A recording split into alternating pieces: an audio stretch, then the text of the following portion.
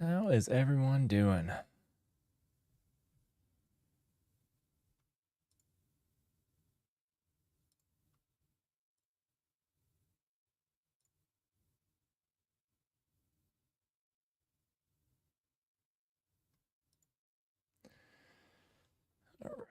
All right, we're going. I don't have any real plans for tonight. I'm just figured we'd work a little bit on Eddington, the null cloud. Actually, we're really close there. I need to do like some UI work. Maybe write some tests for our database, depending on who shows up.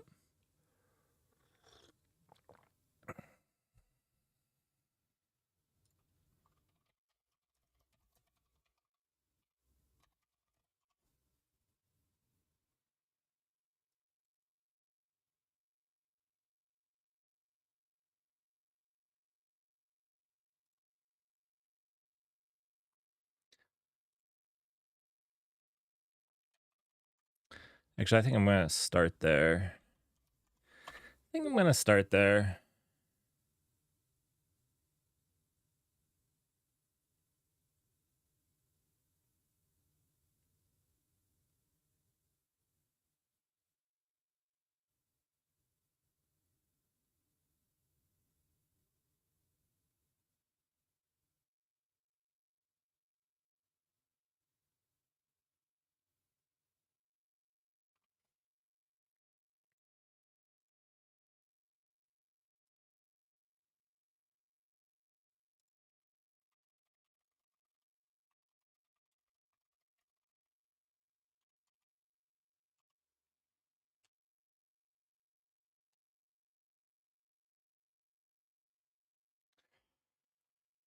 Dutch, more animations. Let's go. You want to do animations tonight?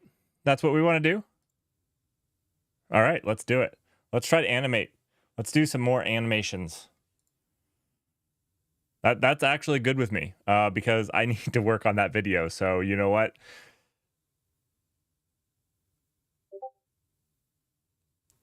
Oh, that's just because I didn't know what title to put in. I really am. I had no hard plans for tonight. I was really going to see who was going to join and what we were going to do. Because I have Go work, I have Rust work, and this is TypeScript work. So, let's do some TypeScript.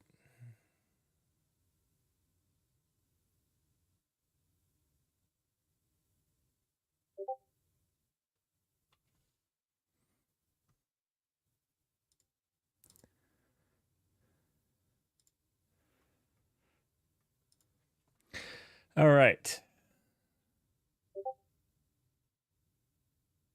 It was it was because I didn't have a set plan. And so I was like, this is something that I need to do. And so usually when I don't have a set plan, like a thing that I like to accomplish, I just kind of make up something that I find. I think I said making bytes prettier last time.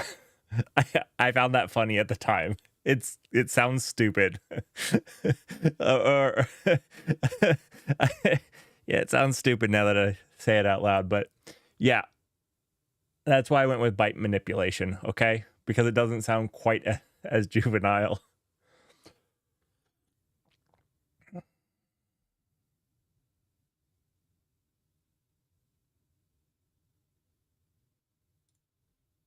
What is this?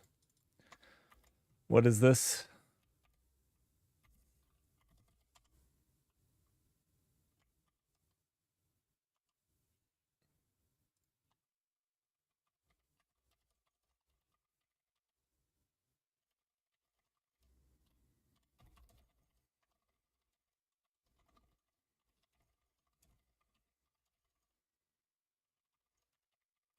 Jason is incredibly slow.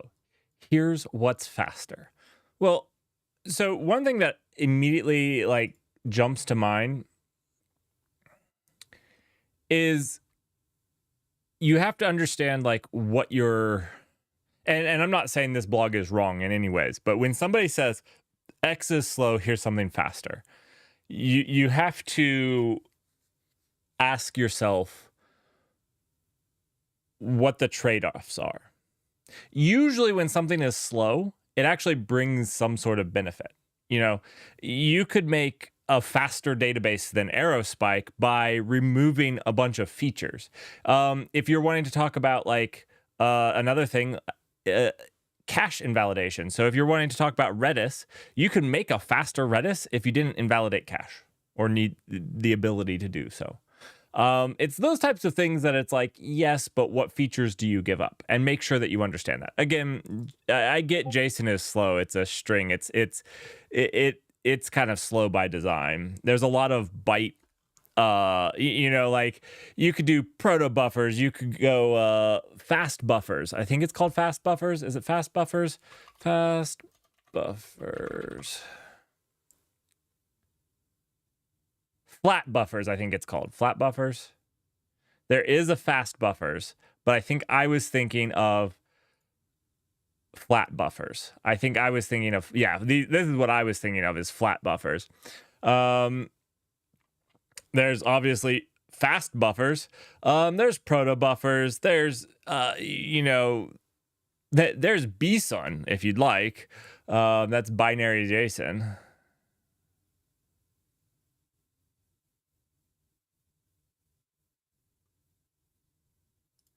So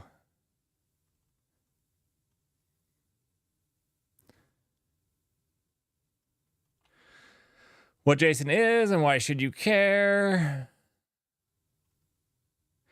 Although I have to agree, anything that carries the name JavaScript in it should die a painful death. So it is easy to use. I think this is one of the things that you give up. I think this is one of the biggest things that you give up. Human readable. Most data structures are language agnostic. Like most binary formats are. I don't really know of one that, so you can't really make this a positive when, like, I don't know any binary thing that you can't read in and parse. Like, you just need to know how to read it in and parse. Like, I don't know. Everything's language agnostic, I guess, except the language itself.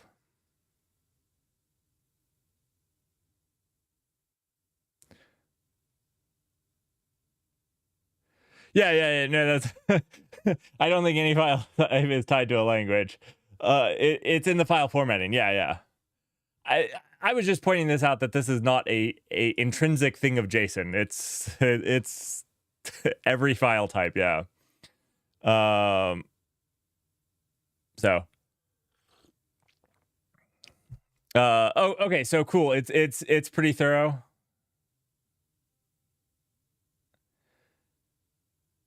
Right. Obviously, like I said, the language itself obviously is not language agnostic. I just meant like the ways we pass data are generally language agnostic, unless if you're passing CPP files, which in theory you could still parse in Rust if you needed to. Like if you passed your data in CPP files, like you could still parse it in Rust. I mean, not that you would want to. Just all right, whatever. Data structure consistency. Wait. Consistent structure for data using key value pairs, arrays, and nested objects. This consistency makes it predictable and easy to work with in various programming scenarios. Okay, I don't quite get what they're striking here. I don't understand how.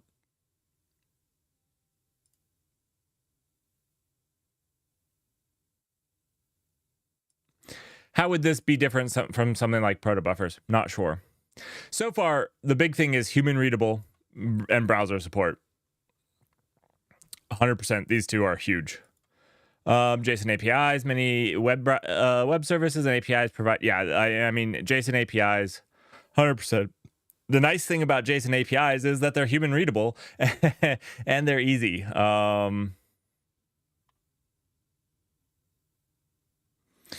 JSON schema. Ooh, am I the only person that kind of doesn't like JSON schema? Okay, yeah. YAML's pretty bad. One. So, and then to talk about YAML v1, a specific version of YAML is even worse. Is even worse. You don't think you've ever used JSON schema? That's probably for the best. JSON schema I don't know. I've always found that JSON schema added an extra layer of pain and suffering, and not clarity and reliability, to be honest. Because part of me says that JSON is kind of okay with loosey goosey. Going back to its JavaScript roots, it's kind of meant for like, hey, it could have something or could not have something. And then when you try to hammer it out in JSON schema, I don't know.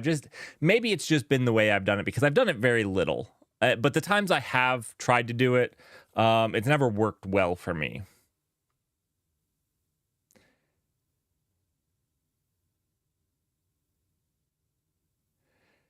Yeah, use something else like protobuffers. Yep, I agree.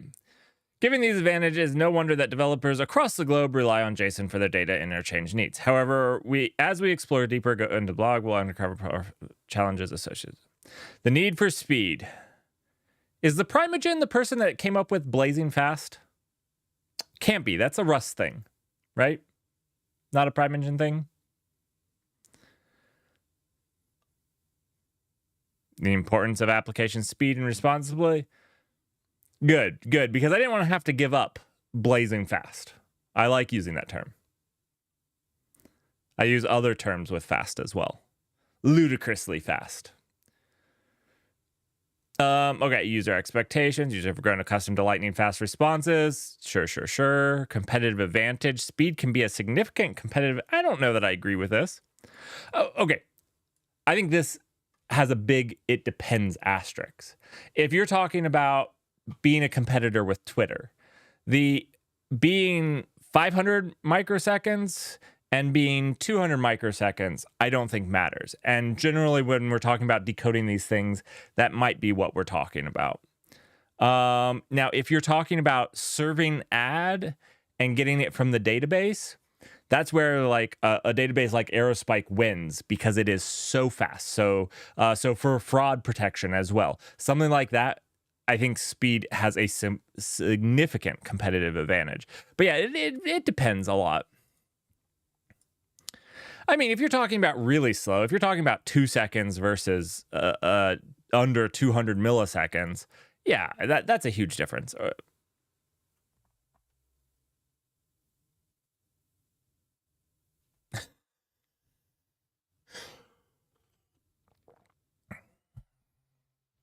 Search engine rankings, okay.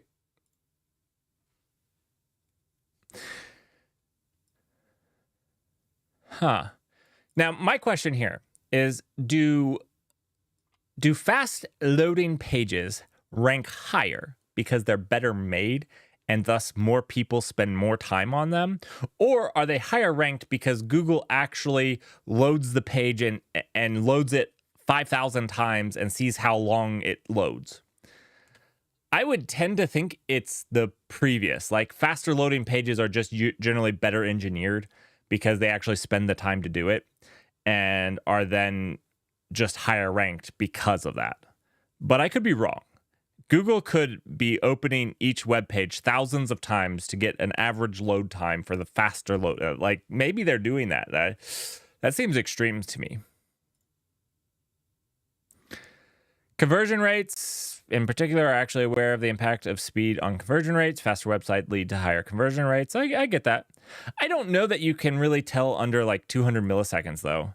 Like 150 milliseconds versus 50 milliseconds I don't know. Maybe that's a big deal. I need to look that up. For e-commerce, is 50 milliseconds versus 150 milliseconds deal breaking for people? Because if it was, I feel like Amazon would have died, right?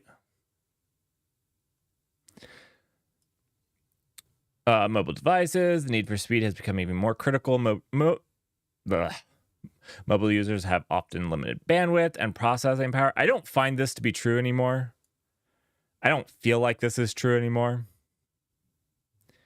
Obviously, there are still mobile users that have limited bandwidth, but I think this making your app fast and performant is always a good priority. Like, I think actually, I'm not arguing against this because I actually think that teams should focus more on it than some do. because all of these are really good points. Like the app feels better, it feels more engineered. You know, when you get into it and it runs on your old device just fine, you then actually broaden your people that can use it, because if Netflix didn't work on my browser and on my old computer, that would kind of just suck. So I mean, yeah, I think all of these are good points and people should focus on that. But at the same time, how much are you blaming on Jason versus a crappy app design? I feel like there's a lot of optimizations you can optimize first before Jason. Is Jason slowing down your application? Jason, as mentioned earlier, is an immensely popular data exchange format. It's flexible, easy to use, and widely supported. However, its widespread adoption doesn't make it immune to performance challenges. Jason in certain scenarios can be a culprit when it comes to slowing down applications. The process of parsing JSON, especially when dealing with large or complex structures, can consume valuable milliseconds. Additionally, insufficient serialization, deserialization can impact an application's overall performance. For a specific reason why JSON can be a bottleneck on your app. How much data are you parsing in JSON too, I guess is my question. Okay, this is comparing against protobuffer. I don't think that this is necessarily fair necessarily, but yeah, we'll look at it in the sections that follow. We'll explore the specific reasons why JSON can be a bottleneck. As we go ahead, keep in mind that our goal is not to discredit JSON, but to understand its limitations and discover strategies for optimizing its performance in the pursuit of faster, more responsive applications. Some might even say blazing fast applications. Since I learned I can still use that.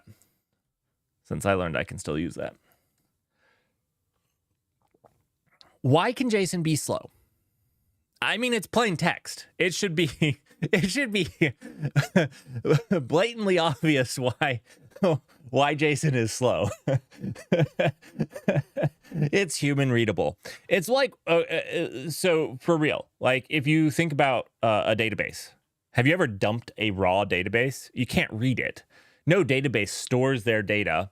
I mean, the NullDB does right now. If you look at the NullDB, it's in plain text, but it's a horrible way to store it because there's more efficient ways to store it for machines. You just can't read it.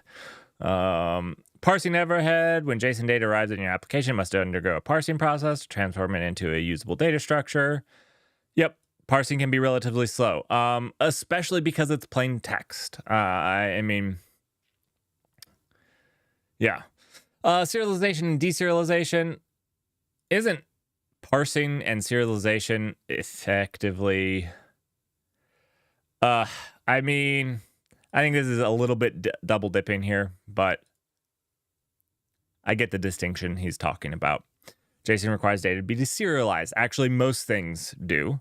It is slower to serialize and deserialize than protobuffers or fast buffers, or flat buffers. That's what it is, not not fast buffers, flat buffers. These things. So these are cool. The thing that these have is effectively zero encoding. So they're held in memory like they're encoded on the wire. So now they're bigger in memory. They require more memory than protobuffers. Protobuffers are smaller because they actually do a little bit of compression. Not compression. That's the bad word. Packing. Better packing. Protobuffers do better packing. But these are faster. They're flat. Serialization and deserialization. Yep. Most things require serialization and deserialization. Although this is not entirely true of JSON. I do use JSON quite a few times without deserializing the whole thing. You can kind of just pick and choose if you only need a little bit of stuff, which is fine. Then you only have to parse it. But and I don't think that people use JSON between microservices. Honestly, I don't think that this is a big thing between microservices. I think it's big between client and server, but not between server and server. So in the world of microservice architectures, what he's talking about, this is server to server communication, not client to server communication. I don't think that this is true. Do people still use JSON to pass messages between services? There are a 1,001 ways to do it better than JSON between services. I use protobufers a lot because of gRPC, and I use a lot of Google, but there's other ones as well. There's a lot of other ones. You don't have to use those. There's a lot of different ways. I'm blanking. I've had a long day. Mary's surgery was at like 6 a.m. this morning, which means I had to leave the house at like 5:30, which means I had to wake up at like 5:30. That was the worst thing. I realized she had surgery, which was worse, and she had to wake up. So I give her that credit, but I'm a little tired. Sorry. Okay, so in the world of microservices architecture, JSON is often used for I don't think so. Watch this. Proto buffers versus let's see. Avro, message pack was the one that I was thinking. Message pack is, I think C# has a good message pack.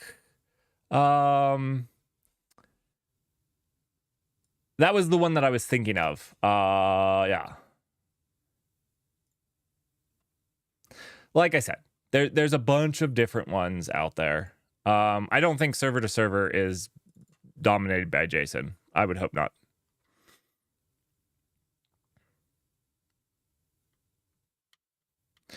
JSON is text-based, relying heavily on string manipulation for operations like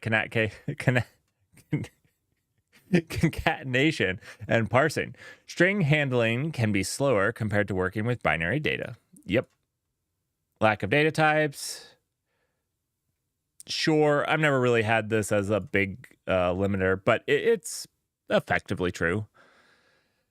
Yes, JSON's human readable design can result in verbosity. Have they seen XML? I'm just wondering if these people have seen XML, because I thought JSON was slim.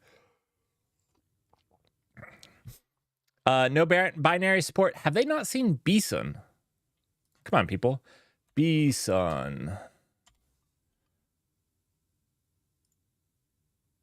Look at this. Binary format. I'm being cantankerous now. All right. Deep nesting. In some scenarios, JSON data can be deeply nested, requiring recursive parsing and traversal.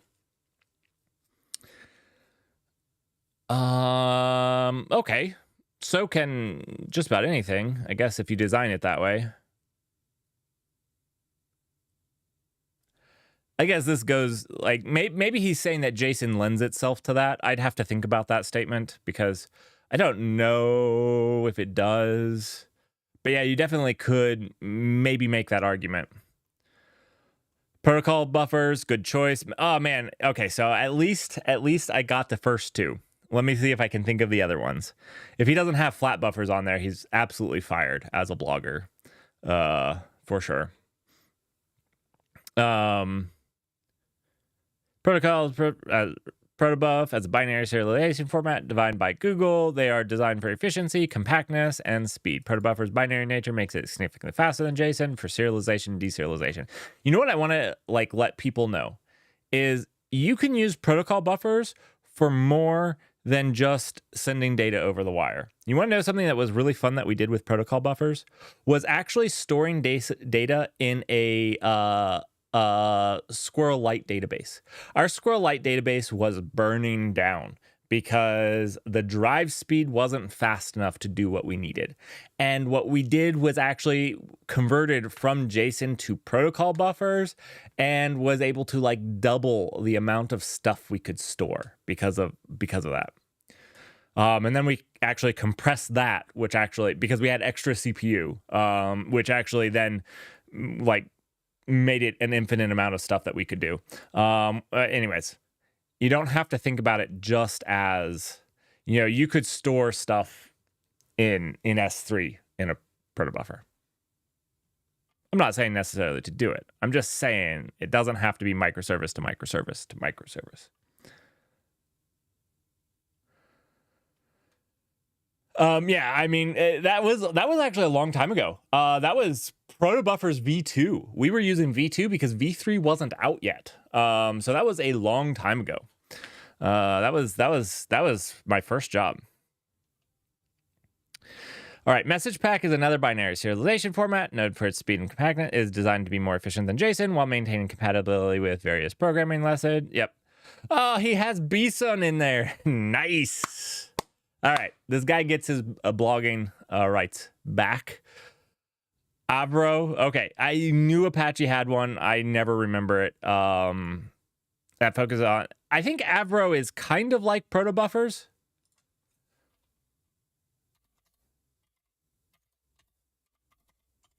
I have not used it ever. I do remember seeing this. I couldn't tell you exactly how it works. You know, the only things that I really hate on here is it has getting started with Java, getting started with Python. Where's my Go and where's my Rust? Like that's what I need to see here. Then this could be a real thing. Apache. When choosing Avro is suitable. Actually, let me look at the when to choose. When to choose, consider protobuffers when you require high-performance data interchange, especially in microservice architectures, IoT applications, or scenarios with limited network bandwidth.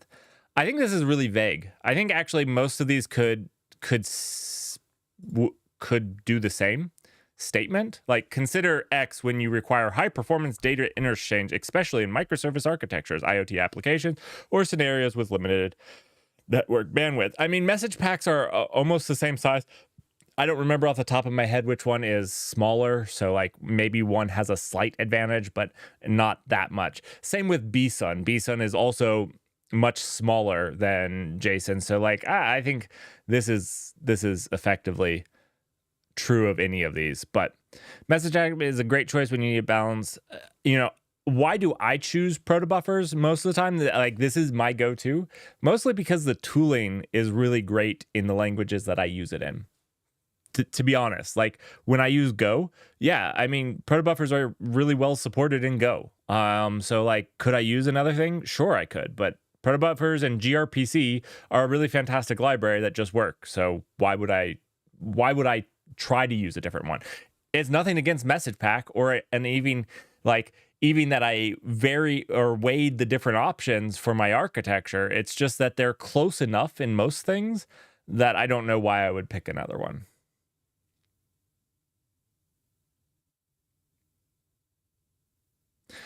Dutch, you started using protobuffers like 5 to 6 years ago when you moved your basic JSON API to protobuffer gRPC?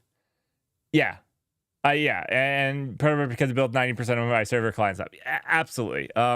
So I really like protobuffers, and I think it's a great first option. That being said, like, I couldn't sit here and tell you that you're going to get better performance. I've seen performance benchmarks between these two, message pack and protocol buffers, and most of the time I can tell you is like it seems like they're splitting hairs. Well, one will be like, well, I serialize faster, and one will be like, I'm a little bit smaller on the wire. And maybe, like I said, maybe you have a specific use case that you need that, and then if that's the case, sure. But in general, I think you can't go wrong. When to consider, message pack is a great choice when you need a balance between speed and cross-language capability. Again, this could go for any of these. This is cross-language. I use this in many different languages. Use this in many different language. Anyways, okay. BSON, when to choose when working with MongoDB. This is 100% the right choice. MongoDB does all of their serialization into BSON. It's why I know anything about BSON at all. So yeah, this is about the only time. And so the answer is you should never be using BSON, is the sad truth of the fact.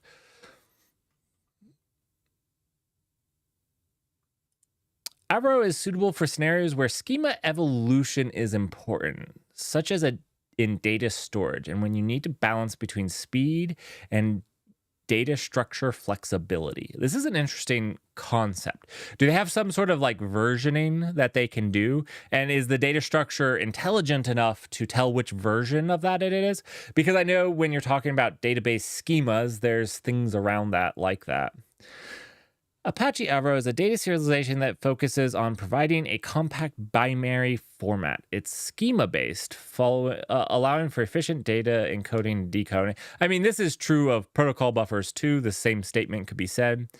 These alternatives offer varying degrees of performance improvements over JSON, and the choice depends on your specific use case. By considering these alternatives, you can optimize your applications, data, interchange. Interchange is a fun word to say. It makes you sound important. I like it. Interchange process. Ensuing the speed and efficiencies are at the forefront of your development. All right. Human readable? No. Cross-language support? Excellent. Like I said, when he called out like a benefit of JSON as cross-language support, I was like, I don't know of one that's not. Like, I cannot come up with one that's not. The schema required, the no can be a benefit. Not usually. Not usually. Efficiency. I don't even know I would consider it good compared to all of these. This is a weird scale. I would consider Bison good, this fair, these excellent. That would be mine. This should get fair. Compactness, fair, excellent, excellent. This should get good again. This is much more compact than JSON, and yet they're putting it in the same level as JSON. Don't get that. Schema evolution, good, excellent. So this is interesting. They put... I need more explanation because they put protobuffer's schema evolution as excellent along with Avro, but they put that as one of the reasons you would pick Avro. So... Also, I don't understand how... I know a little bit about message pack. Haven't used it a ton, but have touched it a little at least. I don't know how protobuffers are any better than message pack at that.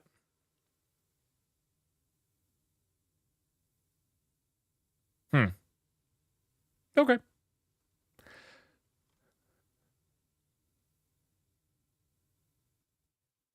Everything counts. Do you guys know my last name?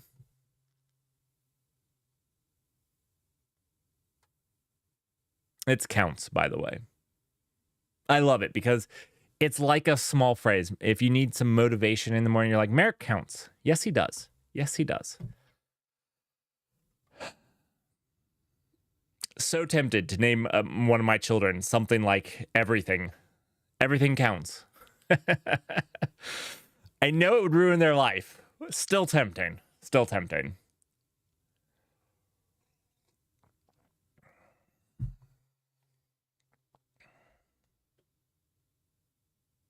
Ads are the worst.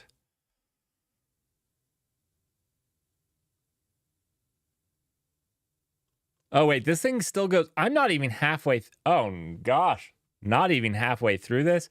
Okay, I'm going to have to go a little faster. The beginning, this is JSON. Cool. 139 bytes.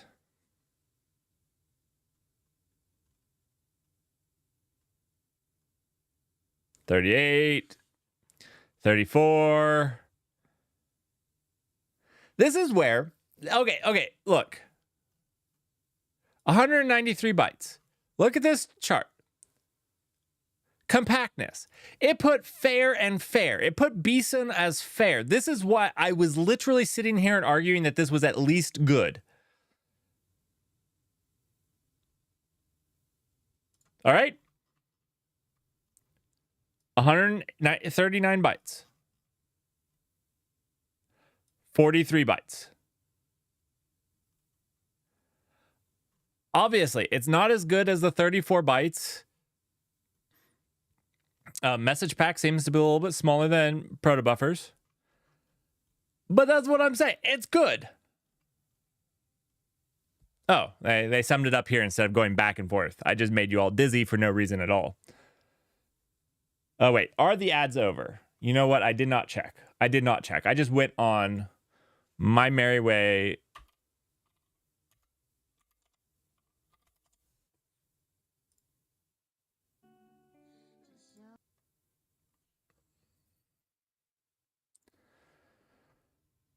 Are the ads over?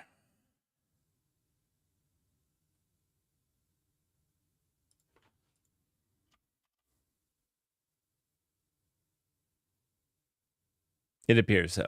It appears so. I didn't even have that screen open, and that would tell me. Like a noob. All right. So yeah, that's strike one on this. Compactness.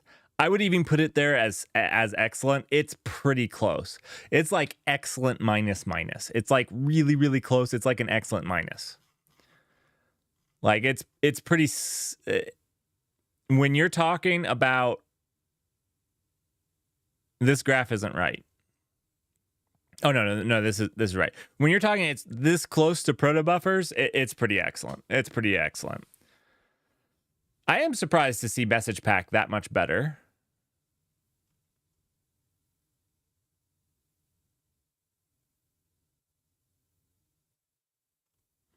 And I'm sure it would depend on what you're serializing. Some would serialize things better.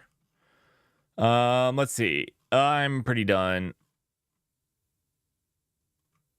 Wait, what was the high level thing here? Optimizing JSON performance. Oh, this isn't interesting.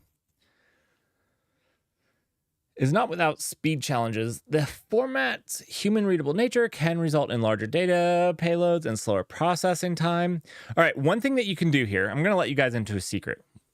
Here's a secret that the industry is holding, that big tech is keeping you from knowing. Did you know that you could design an API in such a way that you could only request the data you need instead of all the data? That can make your API faster. I know. If I turn up dead tomorrow, you know big tech is coming after this secret. Big tech is coming after that secret. Minimize data size, use short descriptive keys. Okay, but do not make your keys one character ever, or 3, unless if it's age. If age is the key, that's fine. That's the only 3-letter. I think that's the only 3-letter. Anyways.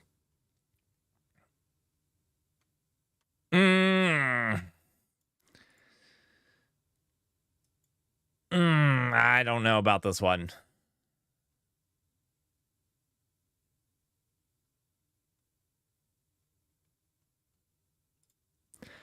I would use this one sparingly.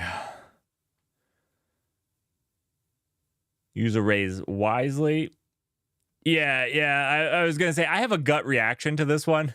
If you want your data structure to maintain human readability, don't abbreviate it. You might as well be using a binary format once you're done with this.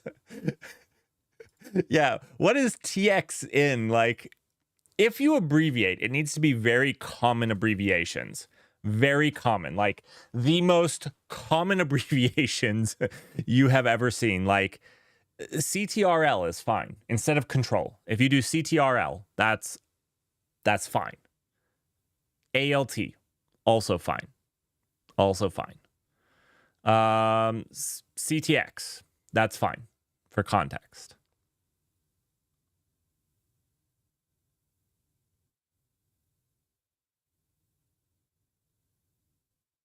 Dirk, how are you doing tonight? It's good to see you, Dirk.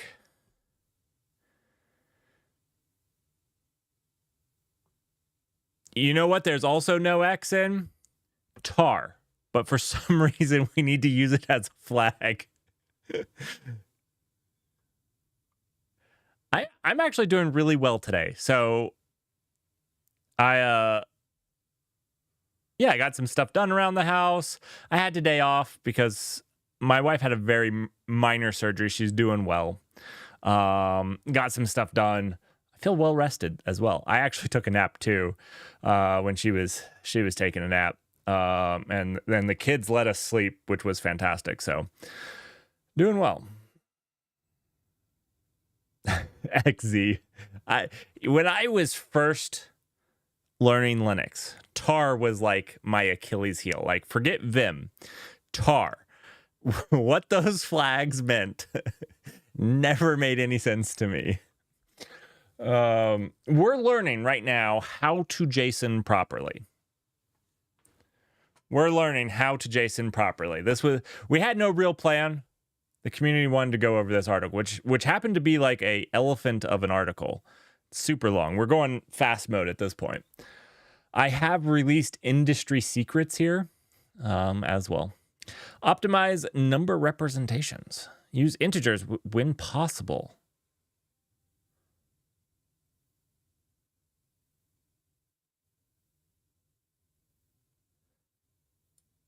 I mean, who does this? Who does this? If it's an integer, it should be an integer. You only do this if you specifically want it to be a floating point, right? Like, nobody does this. Like, nobody makes it a floating point when an integer would be fine, right? I mean, I just hope this does not happen. Avoid redundancy. I mean, you could say this about anything. Avoid repetitive data. Eliminate repetitive data by referring shared values.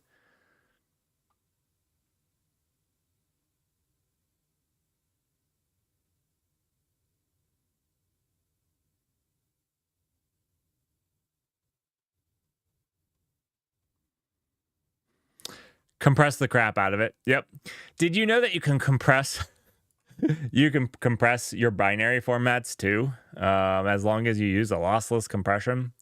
You can, depending on whether CPU is a bottleneck or wire size is the bottleneck.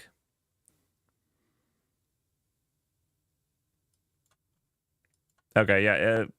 Server-side caching is a standard. It's a band-aid to any problem. You have a problem, cache.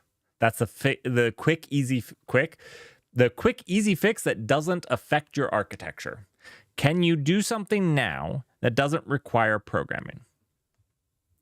And the answer is caching. I mean, I guess it affects your architecture a little.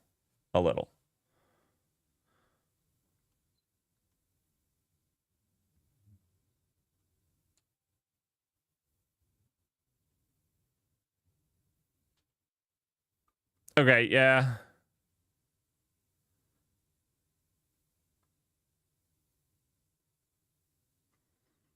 Oh, these are cool things to go over. I mean, now I would like to see a blog on these specifically. And they probably exist. Like Uber's Geo, they usually release one. So maybe we'll go over a blog on these. Like if we pick out one of these, I would like to actually like review how they solved some of the problems to improve in performance. I think that would be good. All right, back to the code.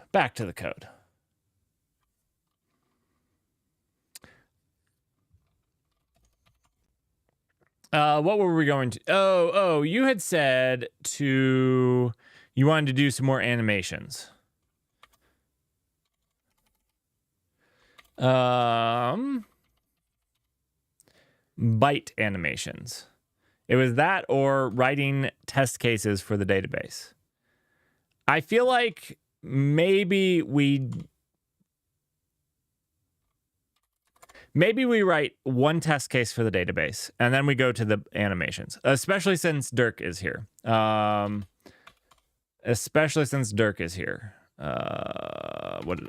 screwed up again.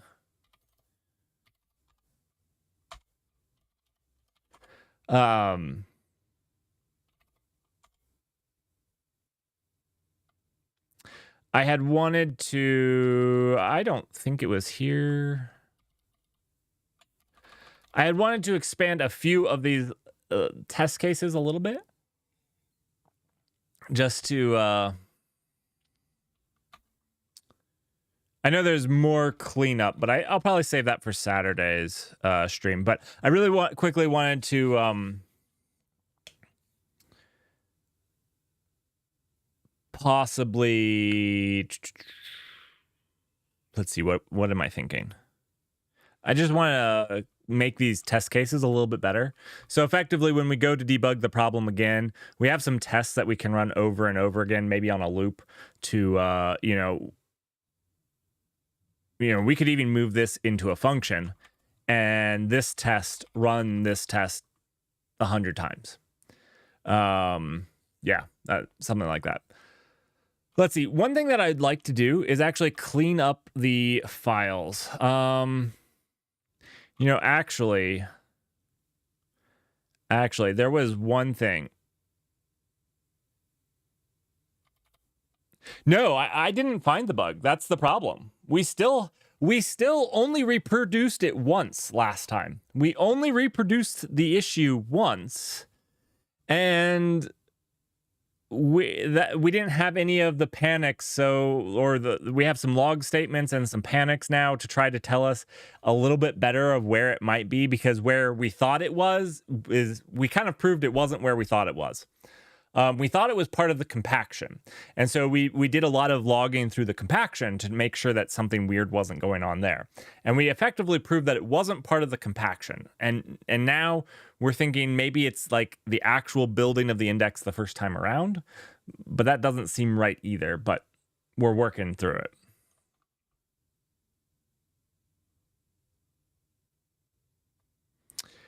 Yes, I am using ext4.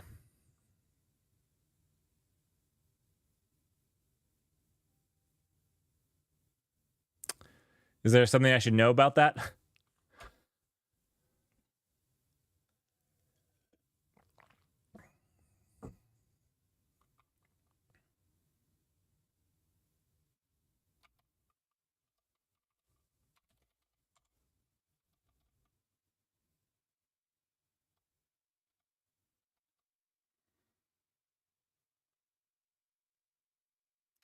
I don't know, Dirk. When you say things like that, now you've made me think that there's something I definitely should be. There is one thing that we did last Saturday that I wanted to delete. I don't like. A database file can be empty. And I think we have a panic when indexing a empty file. So we read the file here. Oh no, we don't index. We did this. Yeah, we did the whole return. Okay. So we fixed it. I was thinking for some reason, like when I was laying in bed, just thinking on this, that we had panicked here, which would have been wrong. If there's none, we should just return none here. But we did the right thing. And I remember this now. I remember this. Cool.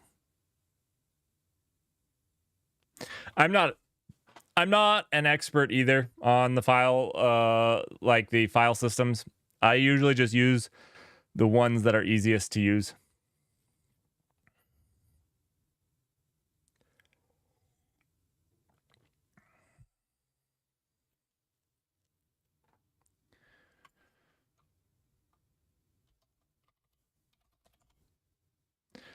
All right.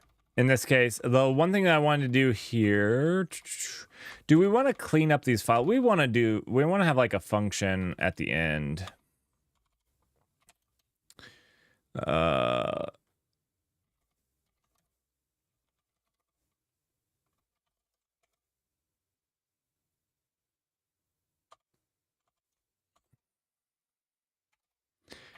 Can we use, let's see.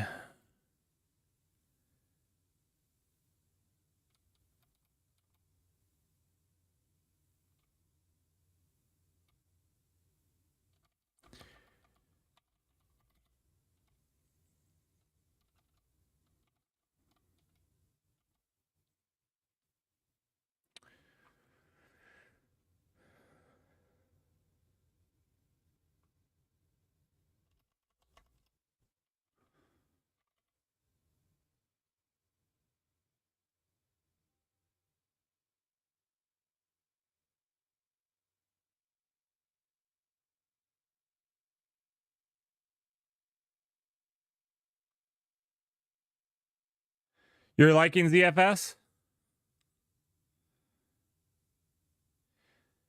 There's no flocking that I know of.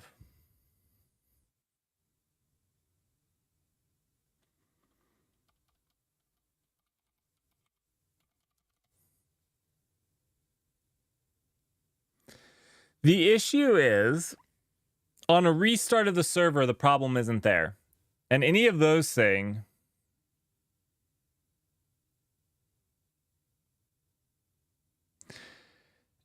any of the things that I can think of should persist. Like if you had corrupted data, restarting the server shouldn't fix that, right? It needs a lot of memory. Memory is getting pretty cheap, so I almost think that could be an okay trade-off, honestly. Okay, let's see here.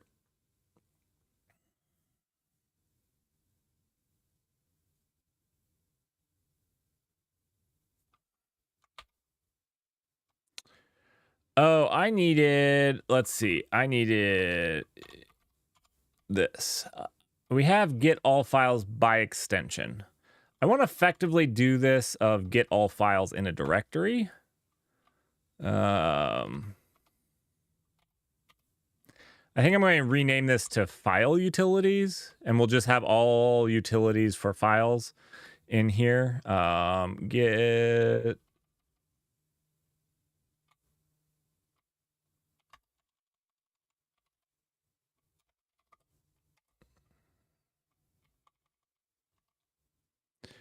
Let's see, we can delete that. I think we can just use the flat map here, right? It has specific optimization for small files. Okay. I haven't used it. So interestingly enough, a lot of the times, like a lot of your better databases will actually bypass the file system as a whole because it doesn't actually need a file system. So you can actually just have it not files. You don't need the OS file system on it. You just need the raw data blocks. That is not my specialty, though. That is not something I do. I'm not that smart.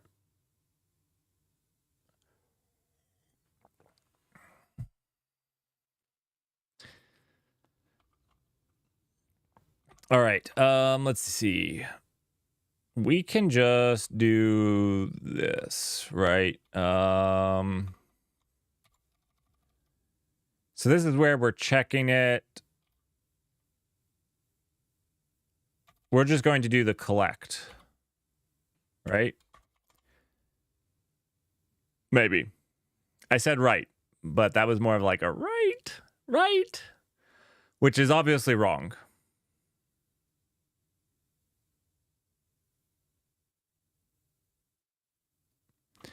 All right, so this is returning a result. So I still need to do... Oh, okay, you know what? So I still need to do this. What I need to do is I need to just do this. Basically not check it. Okay. There we go. So I still need to do the match on okay and error, but basically I don't care what file it is. I want it. I'm greedy.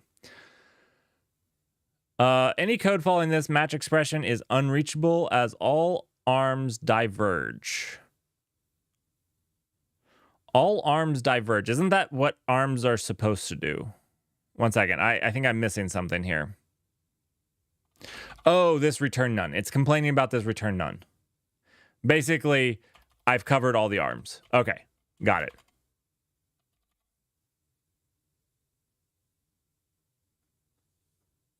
I'm not real fast on the uptake. All right, this is VIW, right? Yeah, sweet, got it. Cool.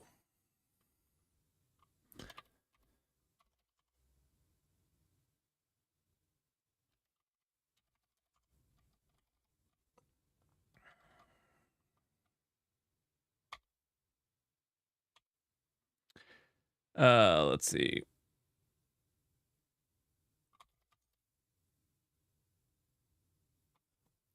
Also, Dutch, thank you for that article. It was a good read. It was a bit long, but it was a good read. And it's something people should think about. Like how you pass your data around is maybe something people don't think about as much, especially if you're doing like service to service. I think if you're doing like a front end API, you've got to provide JSON. Like that's end all. Now you can provide two things. You could provide JSON and graph, or JSON and protobuffers. But you have to provide the JSON. That's just how the world is. It is what it is. Files. Actually, let's see.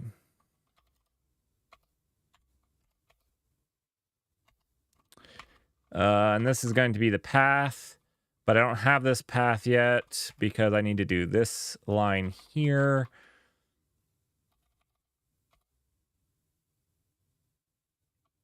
Actually, I'm just going to do this here, right?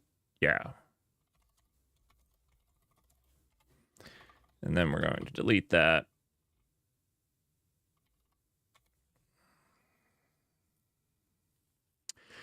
And then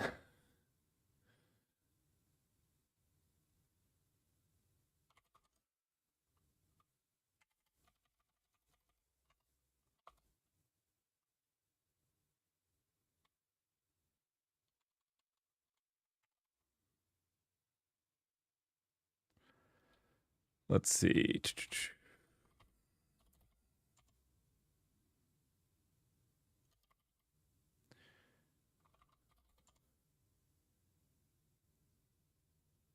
Okay, yeah, this is returning a vector. Sorry. Let's go back.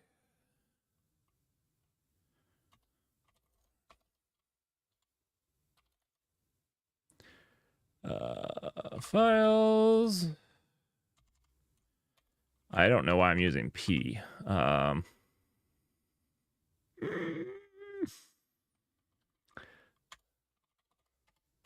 That's so much better. Let's see. Is this OS dot let's see. Use OS dot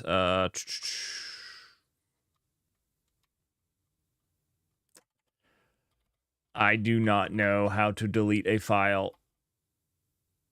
No, it might be FS. You know, it might be FS.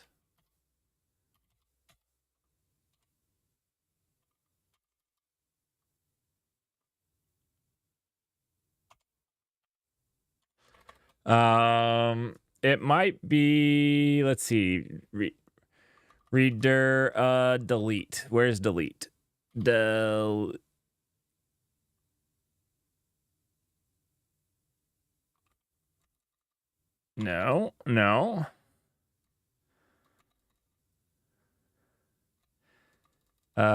Create dir, remove dir. I don't really want to remove dir. I want to remove file. Remove dir all. What's this?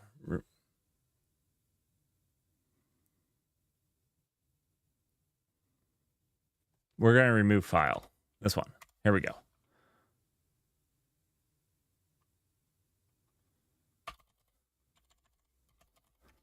All right. I cannot type.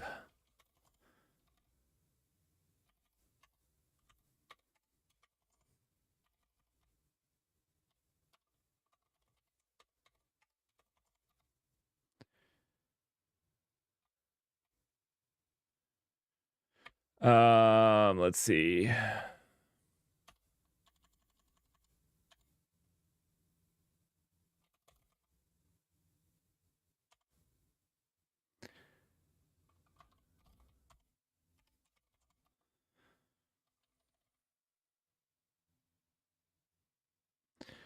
Required by bound introducing this call. What does this mean? Ah, this. The trait bound vector string is not satisfied. Wait.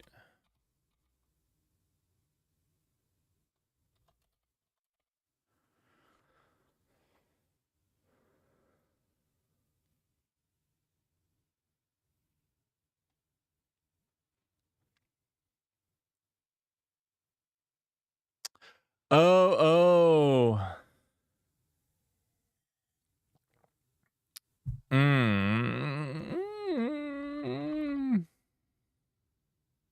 This is wanting an as ref path.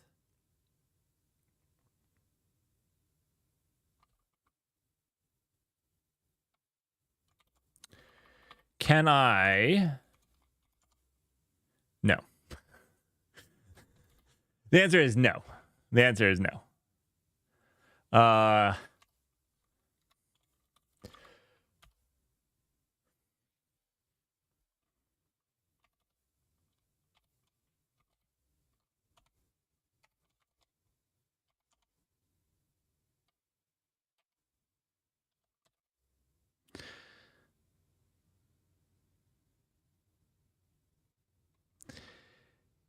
Your get all file should probably return a vector of paths. It probably should, to be honest. Let's try doing that.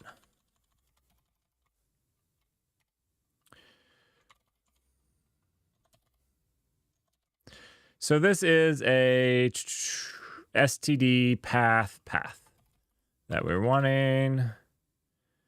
So let's do this. Wait. This is CIW? Yeah.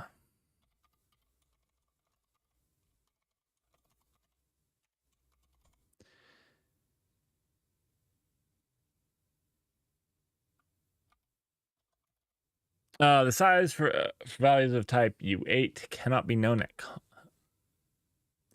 Oh.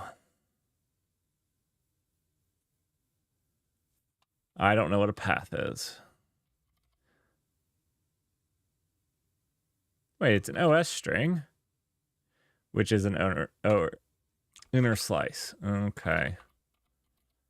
Which is a array of byte.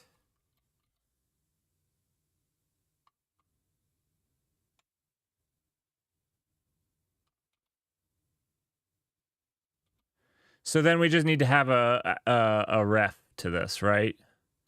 So let's we'll just import this so that it doesn't get really painful, but we can do a as ref around this, I think. And let's see, we'll have path up here. And then that's not at all what I...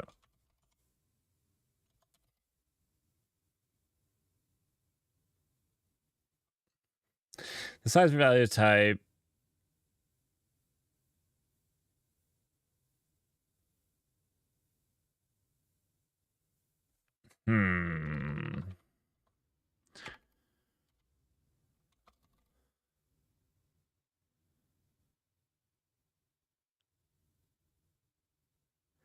What if I do it as...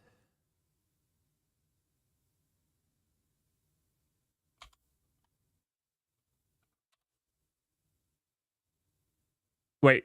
Oh, a path buff? There's an own version of the path, which, okay. Yeah, that would be much better.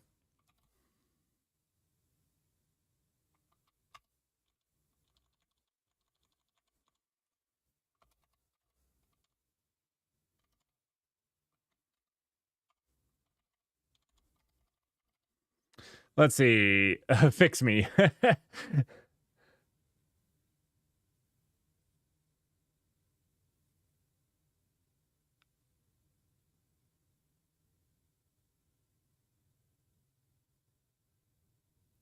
Okay.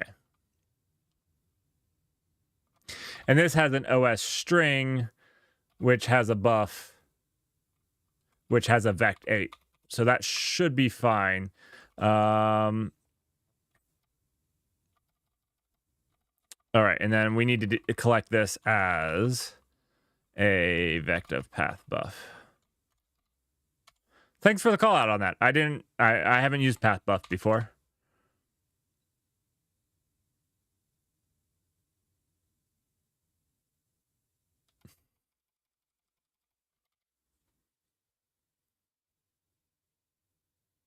This is returning an as ref path. That's what I tried the first time. Wait.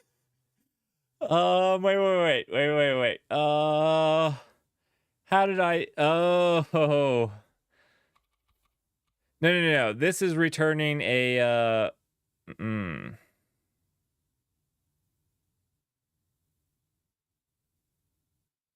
This is taking an asref path and returning a result. So is there not a conversion function for readdir to... It doesn't appear that there's a conversion function to a path buff.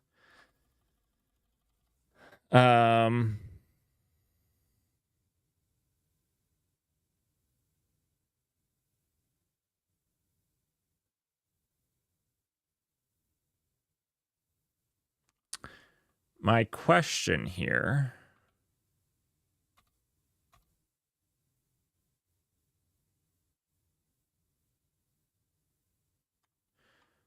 The docs for path and path buff are good and worth reading? Probably. Probably. We can look them up. The problem is we're using two APIs here. So we're using path and we're using FS. And those two APIs aren't playing with each other, right?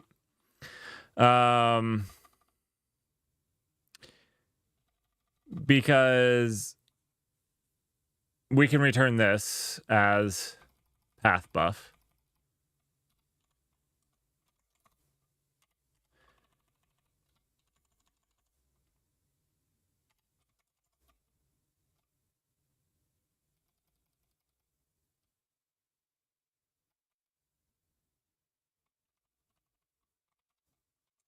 But that's not going to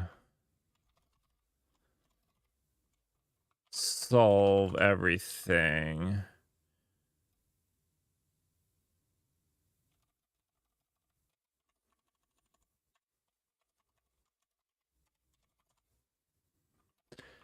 Let's see.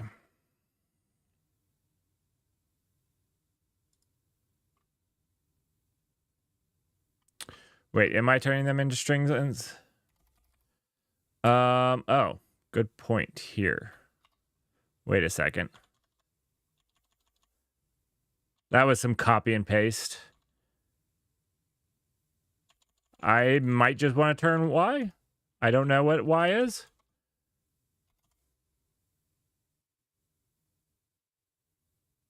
It's a dir entry.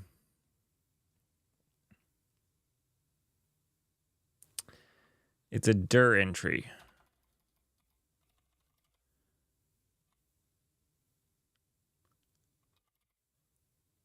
We can make a path buff out of this. We're going to do it. We're going to do it.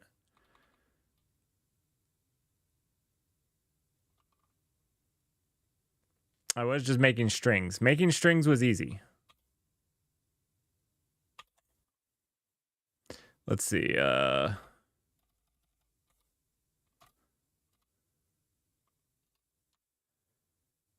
Let's I didn't mean to do that. I wanted to see what this has. Let's see. Oh, here we go. Path buff. There we go. We'll just return some path buff. That makes it easy. That makes it easy.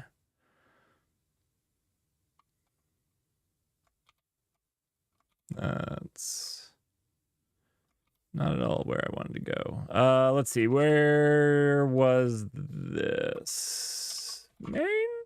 Yeah, there we go. All right.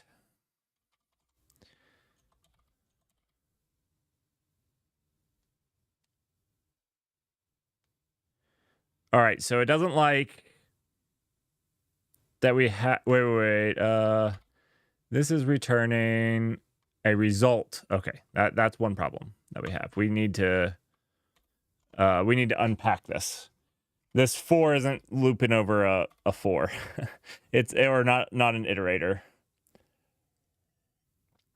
Thanks for the call out, Dirk, on the turning them into strings on the inner loop.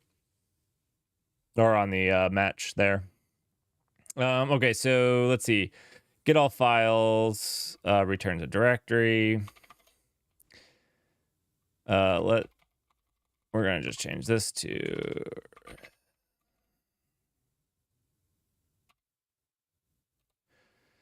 let files equals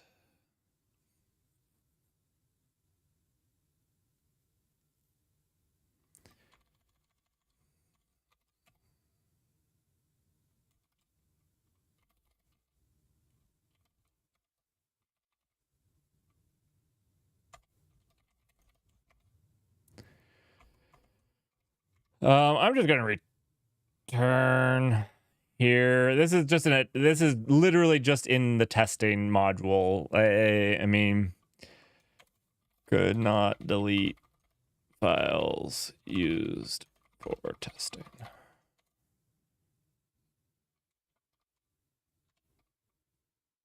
Not perfect.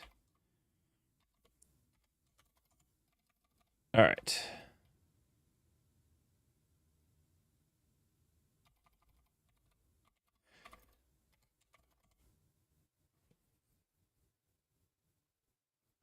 Remove the if.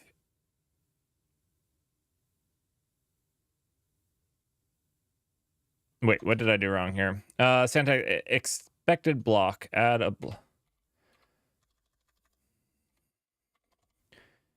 right, but then you can't find it. That's why I was writing an else statement. Oh wait, I need to not write the if here. It's not an if else. Oh, I don't diverge. That's what it's asking. I just wanted to return here. There we go. There we go. I was messing that up. All sorts of. All right, so we just have a clean directory. So now we can do.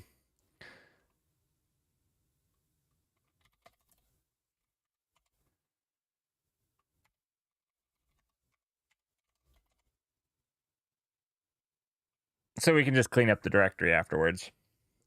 Because it gets populated.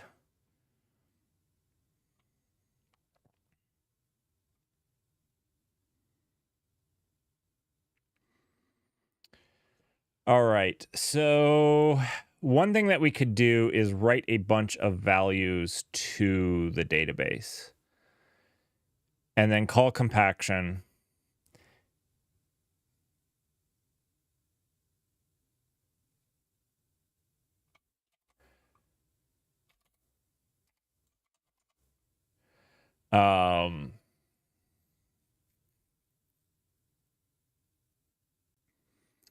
We could also shut the database down effectively by making this object go out of scope and then starting another database.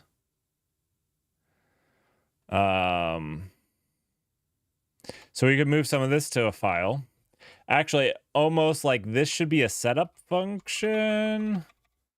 This is just copying over like blank or like deterministic data.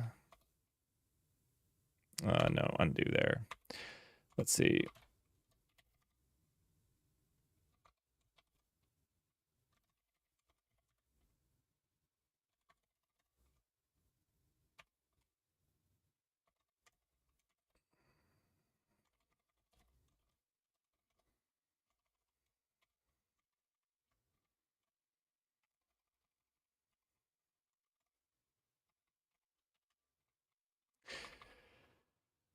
Let's see.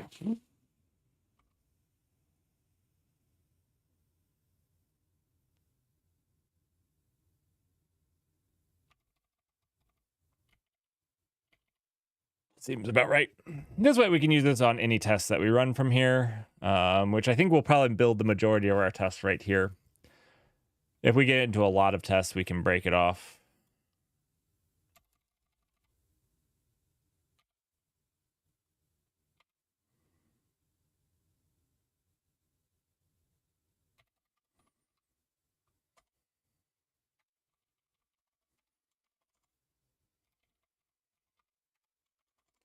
All right. That's looking much better.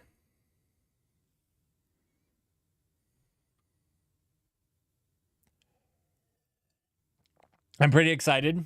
I don't know if you guys saw in the Discord. Amanda Brock might be joining us for a discussion. So I'm doing a lot of reading on the whole proposal for open source there in the EU and how it would affect the world, or possibly could affect the world, and what it means. So I'm hoping to do like a really good conversation. I've not done a whole bunch of these. Dan Lornick was my first one, and I'll be indebted to him greatly. But hopefully I'm going to be able to get more. and we'll keep going on them.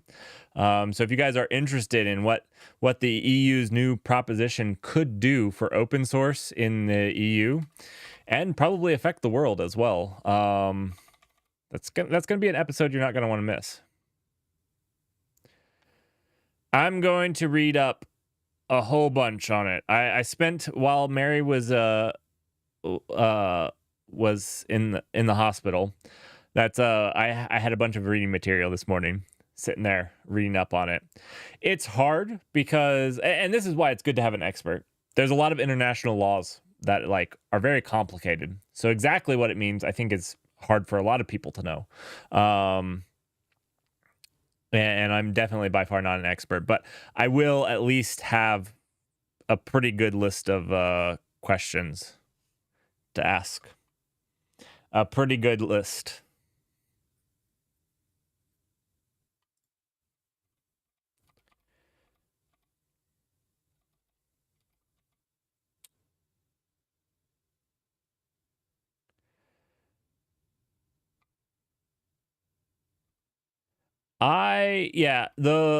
Yeah. It's actually going to be a lot of work.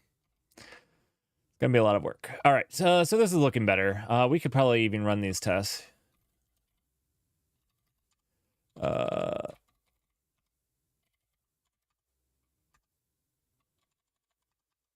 I'm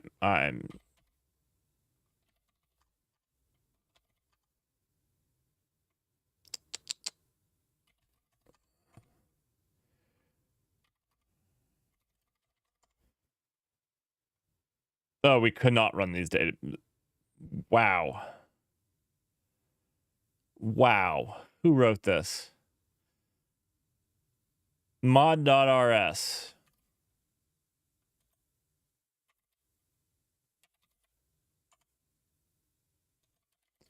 Oh my goodness. What did I do here?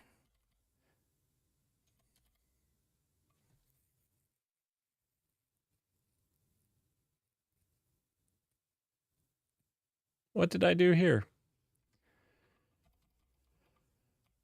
Oh, was this? Oh, maybe I didn't finish this. I did have to leave all of a sudden on Saturday. Shoot. Didn't want to do all this work. Because we changed this to be an optional. It could return an option. All right, so we screwed something up. And it's with this collecting of a vector of strings from this reader. I don't know how this would have changed. I don't. I remember what's doing, because I want the number of lines, but then I also want to iterate over them. And the counting the number of lines was consuming that's what it was. The call to collect is consuming or the call to the reader.lines to get the number of lines was consuming the reader. So I could like open the file again.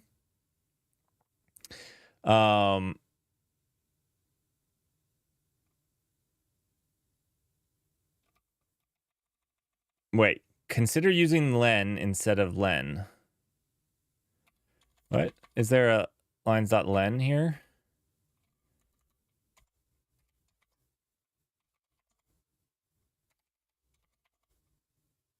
Wait. I'm just saying right. Why is it bringing... Oh, I caps locked on. Okay.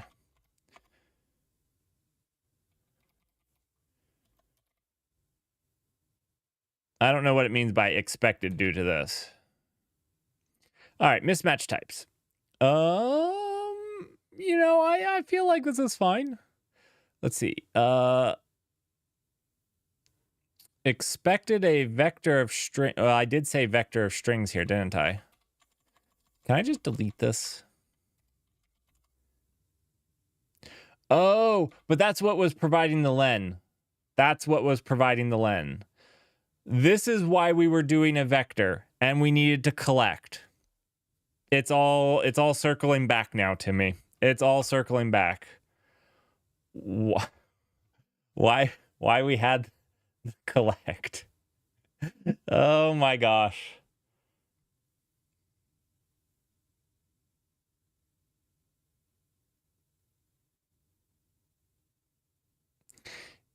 Is there a enumerated iterator?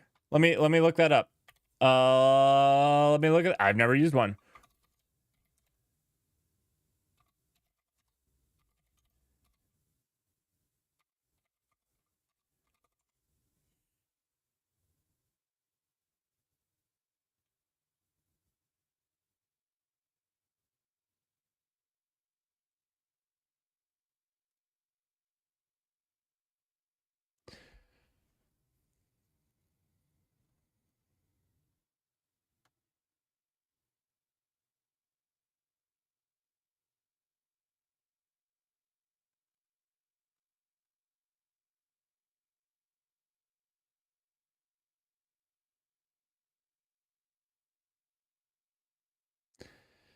I don't want the current count though. So, right? That doesn't help me because I want the whole count. I also don't like the idea of putting this all into a single vector though. What's a better way to tell if a file's empty? Ooh, next one is not none. That's actually a good one.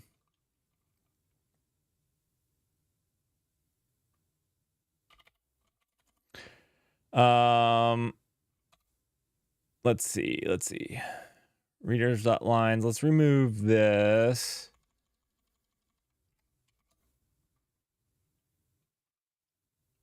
Yeah, I want to see. Rust check if file is empty. Once we solve this, we're going to make some pretty animations. Let's see. That's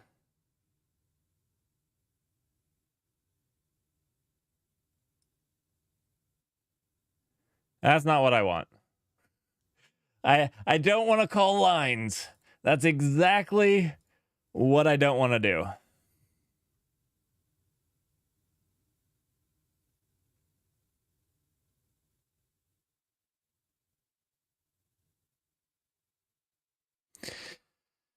So file.size could be deceiving.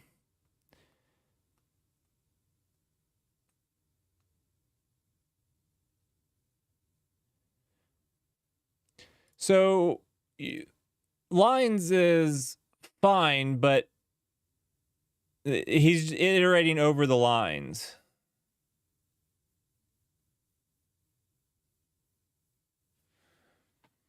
There's always going to be a single line with nothing in a blank file, right?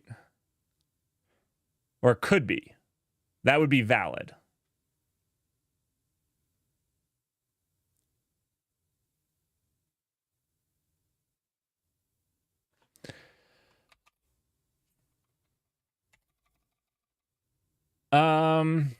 Is that valid?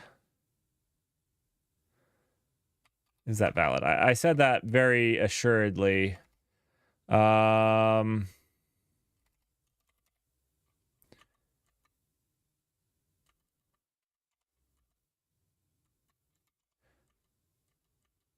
This has a single line in it, right? It just has nothing on that line, I think.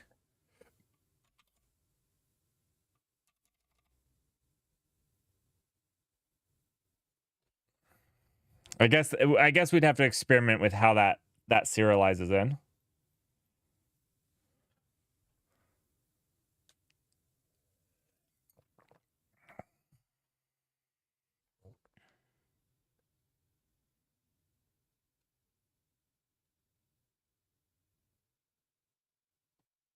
So let's remove this.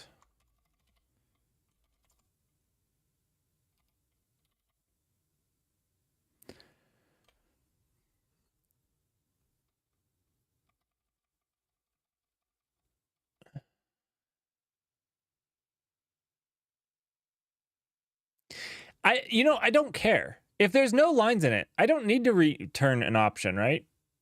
I don't need to return none here because it will be an index with nothing in it. There's no problem here, right? So if I have this is no problem. It will have an index with 0 elements in it, right?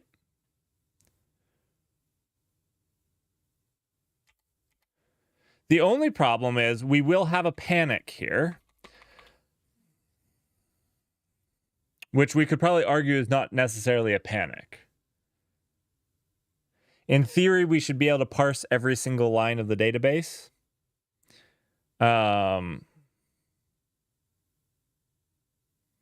So really, we just need to filter out. Yeah. Seems filter out empty lines. An empty line wouldn't be a corrupted database. It would just be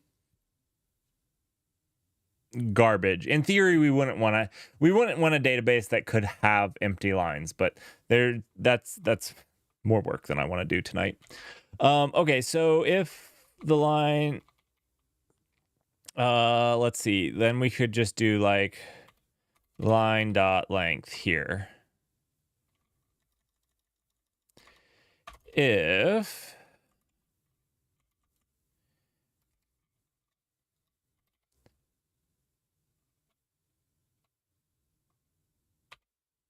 that's not what I wanted to do. I'm going to guess that this is going to equal 0.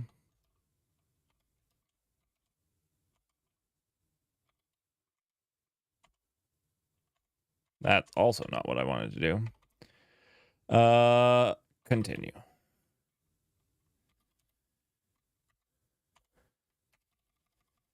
So I'll just put an annotation here. A log file with nothing written to it is fine. It will get deleted in next action.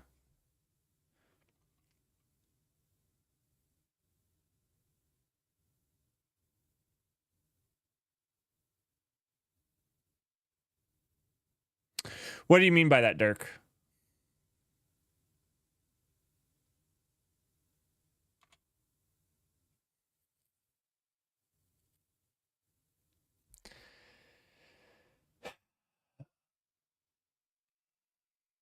Should be impossible. It should be impossible.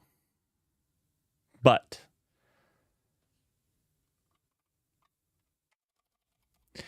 part of this is we should be serializing these logs out with a data format, which is one of the next lessons coming up, where we're going to talk about like actually how we want to store data. The problem with that is generally when you pick a data format like that, you pick something that's not necessarily human readable. I think some databases, I think actually MongoDB, if you like actually run it, you can run it in like JSON form or something like that, where like instead of BSON, it uses JSON when it writes its files out. But it generally makes the database more terse and less fun.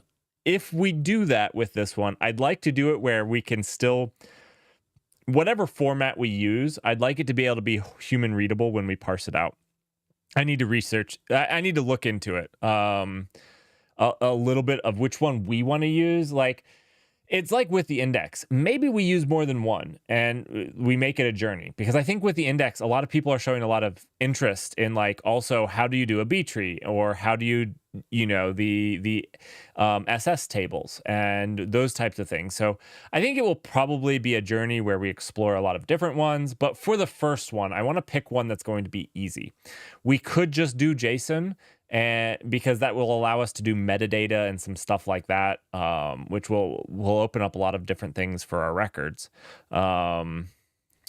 But I don't want to just do JSON. JSON's really nice, though, because it's human readable. You can still see that, one of the cool things about our database at this point is you can literally go and look at this and you can be like, oh, for capital V, this is the record for it.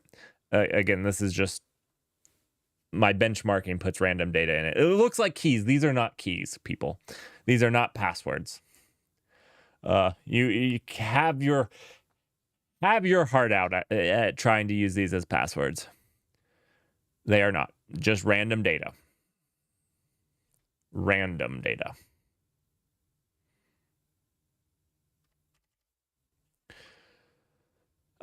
So right now I think this will be good enough. But you know what we should do? I'm going to print here. Just so that we know it's happening. Because we have this bug. I should delete this afterwards.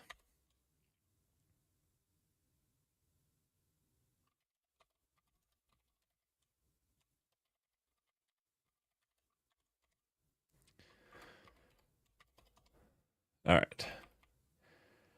Bar of a moved value. It's a moved value of moved value path. Value borrowed here after move. Okay, no problem. Maybe no problem. Consider borrowed. Wait. What problem did I have here? Oh, can we need a, can we just borrow this?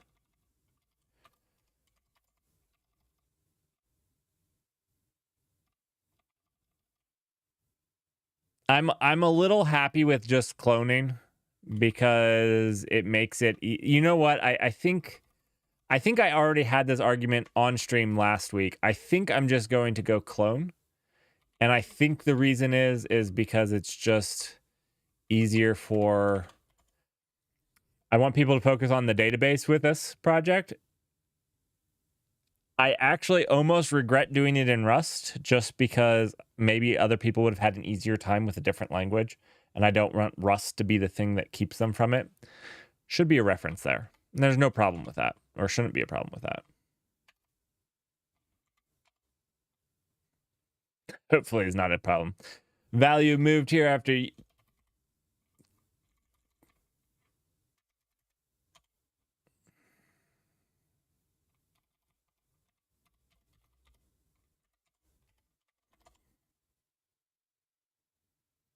Oh, I don't need to clone it here. I'm a dum-dum.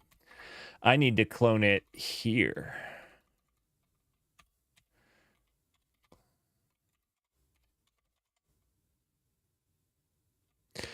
Unused result that must be used. It doesn't have to be used. It doesn't need to be used. If you didn't remove the file, I don't know. We were in a test. I guess we could log this.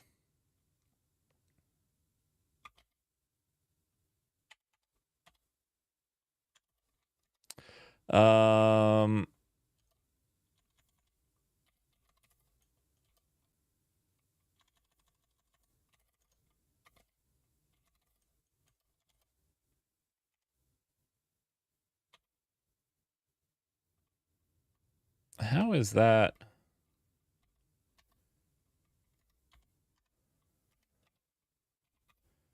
Okay. There was a indentation error. You know what I don't have? I need to set up my Vim to format Rust on save. That's what I don't have.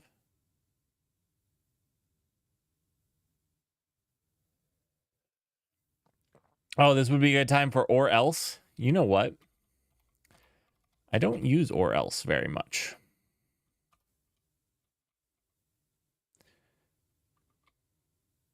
But I think you're right that instead of doing this garbage, we're just going to... Is it a good or else or just a good expect? I feel like this is just a good expect. Actually, not really an expect. We don't want to error here. We don't want to crash here. So not a good error, not a good expect. We'd like to try to remove the other files, right? So I think you're right, or else would make more sense.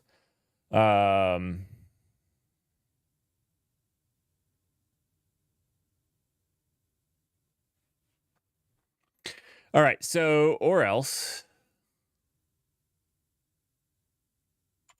And this will return the result.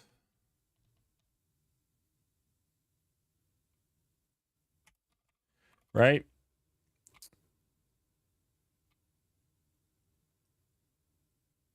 Oh boy, this is not fun to read. Okay, so yes. And it takes a function that wraps the error. Yep. Okay. I got it.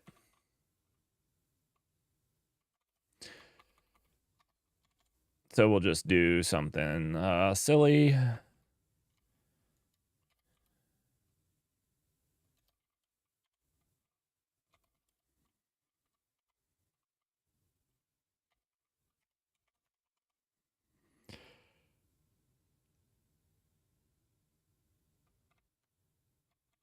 Maybe something a little less silly. Wait. What did I do wrong? Expected results.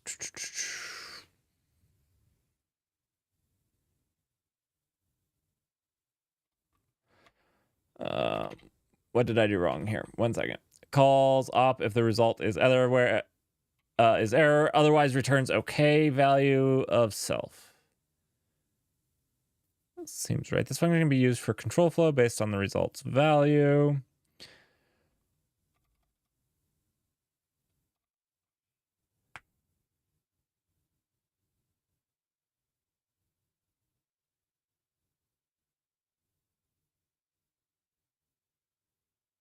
Oh, wait. This is like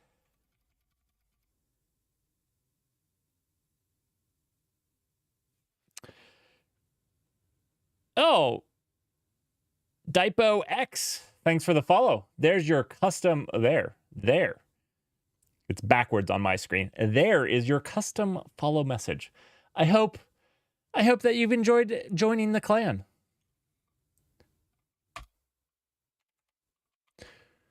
Wait. No, unwrap or. I think you're right. I think you led me down this path.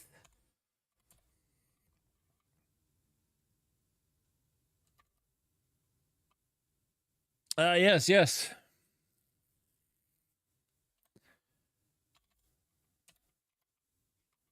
I don't use unwrap very often. A lot of times I just check it, but wait. Are arguments passed to unwrap or are eagerly evaluate? If you are passing the result to a function call, it is recommended to unwrap or else. Unwrap error contains the error value, consuming the self value. I think this one maybe. Oh, panics if the result is okay. No, not this one.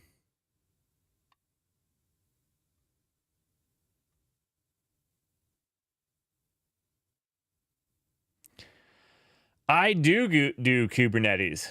Yeah. If you want to check out my YouTube, I do Kubernetes stuff there a lot. I have a Mighty Mini Monday on a Kubernetes topic that you might find interesting. Just a little fun thing that we did on stream actually like a month ago. Turns the contained okay value or computes it for from a closure. Let's see.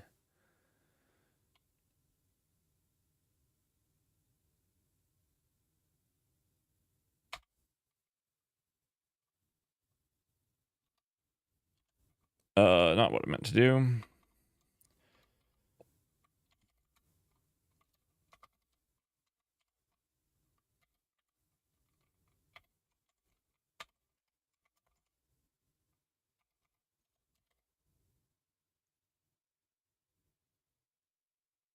You might be missing a string literal to the format.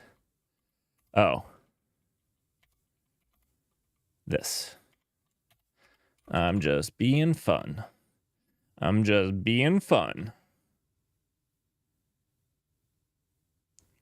You're actively doing a disaster recovery right now?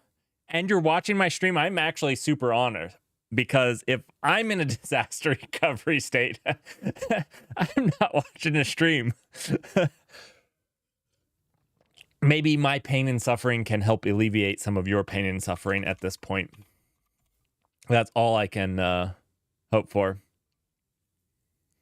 Or are you doing disaster recovery like you're working on the plan for disaster recovery? Or are you like doing disaster recovery like you had a disaster and now you're recovering? Those are two different topics and two different levels of panic. What is the worst disaster recovery I have had to do? I think, okay, so the worst one that wasn't my fault was when, what was it, 2016, when AWS US East 1, where we had done everything ever, went down and took all of AWS down for like a day. That was the single most largest, worst disaster recovery ever. etcd is terrible. etcd is terrible.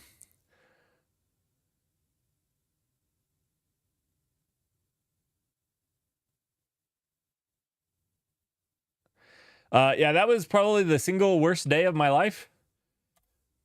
Probably not actually, but that was the single worst working day probably.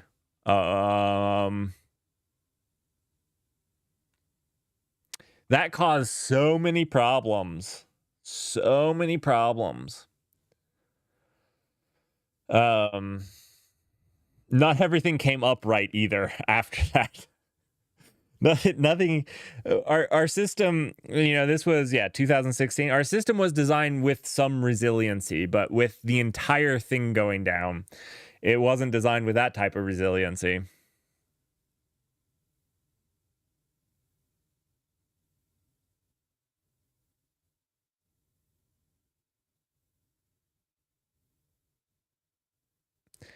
Wait. Speaking of etcd, have y'all any opinions on the old fleet?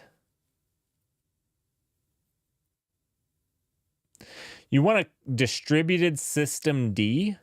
You mean like the thing that runs distributed system D? It's an interesting thought.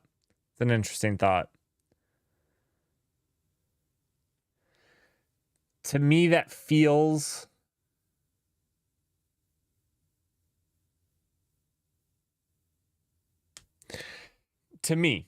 a distributed system D would end up feeling a lot like Kubernetes, any way that you slice it. Now, I'm not saying that it would have to be the exact same as Kubernetes. Obviously, if you've seen my design plans for Legion is like Kubernetes, but not Kubernetes at all.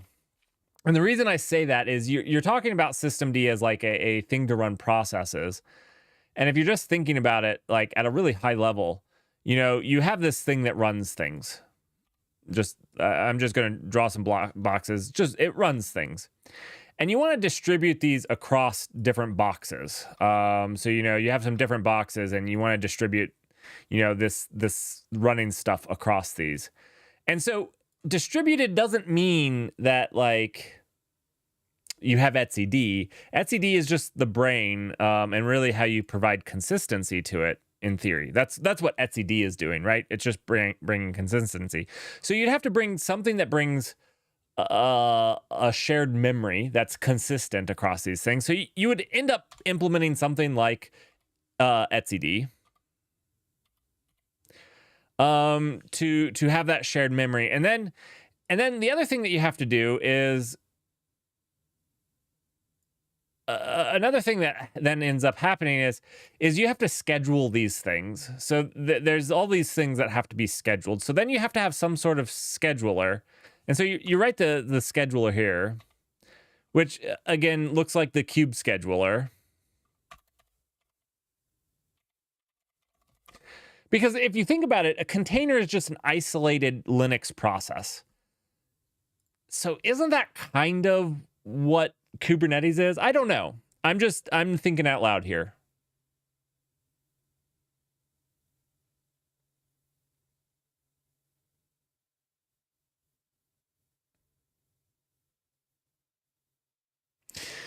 So this is actually, Dirk, this is actually what my proposal for Legion is.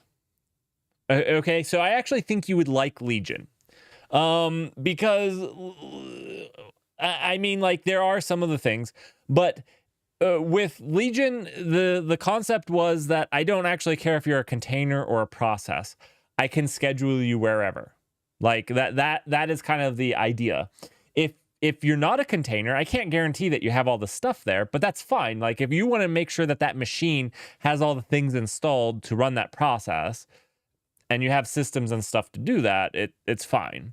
But it's not biased in that way. If it's a VM, that should be fine. And really then it becomes the plugins on top of these.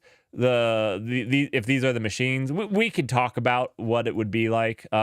If these were the machines, there would be like a plugin layer of things that it supported. So it would expose whether it supported containers, whether it supported VMs, whether it supported just straight up bash. And then you could basically provide an orchestration layer upon that. It's based off of promise theory instead of Kubernetes etcd way. So it's a little bit different in how it orchestrates the stuff, but it's still orchestrating stuff. Yeah. Wow, you did a disaster recovery way faster than I've ever done a disaster recovery. You're a legend.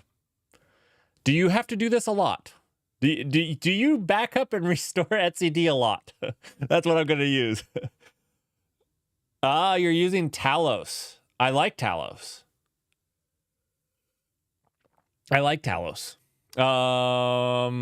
You're talking about this.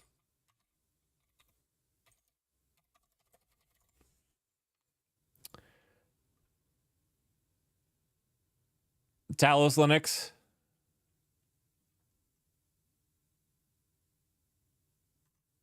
Yeah.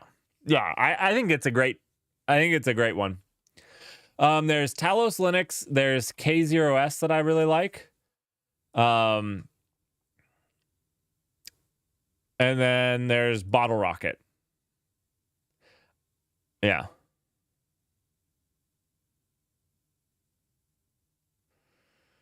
Cool. Building some type of Kubernetes hosting on top of so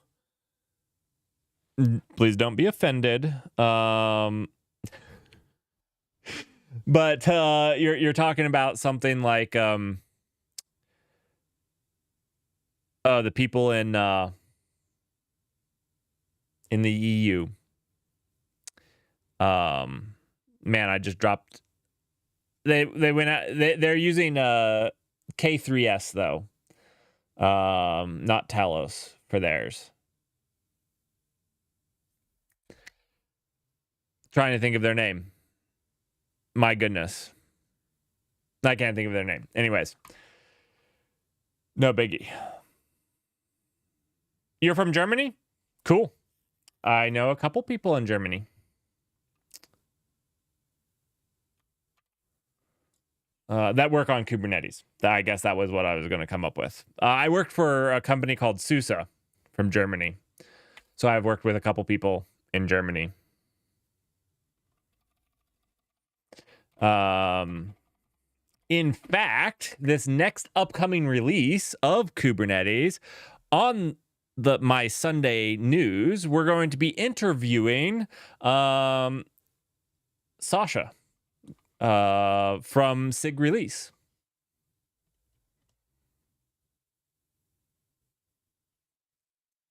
So that's one of those interviews that I've got lined up.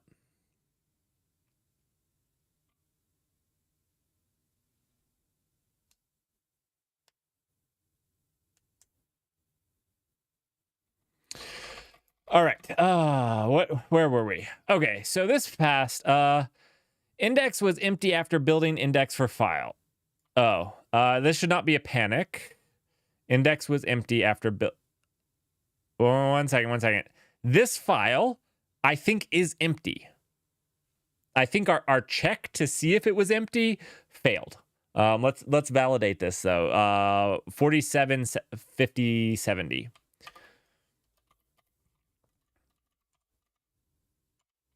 47, 50, 70. Yeah. Yeah, this is an empty file. This is a non-issue. We need to take that panic out. I think that if you're building system integration,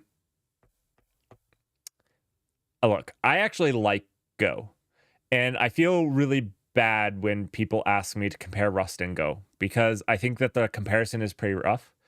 I think the main thing with Go is it's easier to iterate faster on things that you don't know. If you're truly just stabbing in the dark and playing around, Go is much more forgiving. If you're building a highly performant system like, I don't know, Kubernetes or Run C or those types of things that are in mission critical things, I think that honestly, Rust is just the superior choice as a whole, from safety to just execution speed and consistency in execution speed, because you don't have randomly locking on garbage collection. That doesn't mean that I think its garbage collection is bad. I actually like its garbage collection because it does make it really easy. It makes it fast to iterate on things that you just don't know and might want to throw away. Whereas Rust is more painful with that, 100% more painful with that. If you change something and you want to like start, instead of copying, one of my worst things is if you've been cloning stuff and then you decide you want to put a lifetime on it in Rust, all of a sudden it can like spread throughout your entire code base for that performance optimization. And it gets a little bit painful. It's not a bad thing though. It's a good thing, but it's also a bad thing. I don't know.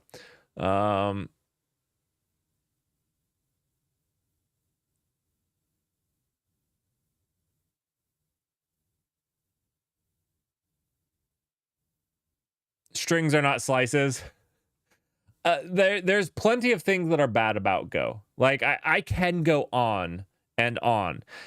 Enums are just awful. Just awful. Like they don't even exist. In my opinion, Go doesn't have enums. Period. IOTA doesn't count as an enum solution. Period. I can rant on this for days. IOTA is not an enum solution.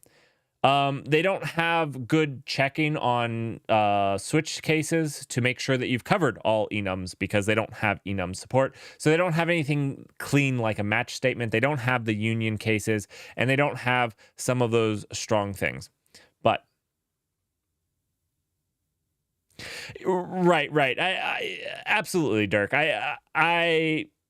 I was asked. I'm baited into this.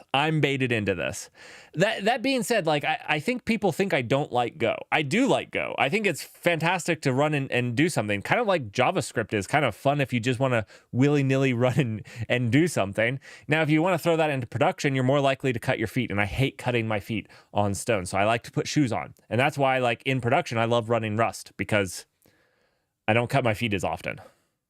I don't know why that's the analogy I came up with. That's where we differ. That terrifies me, Dirk.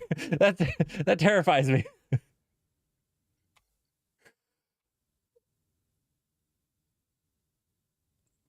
Oh, you hate Go? Maybe it's just because I've used it a bunch. I don't know. I do. Okay. Look. And I think it also depends on where you came from. I came from writing C++.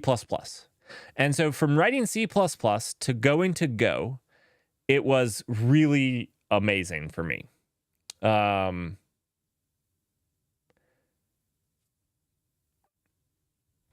maybe if I had started in something cooler, you take C++ over Go.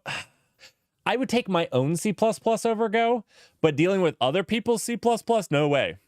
No way. Would I have an open source project that I had other people contribute to that were not Bjorn Strupp? I don't know how to pronounce his name, but you know who I'm talking about.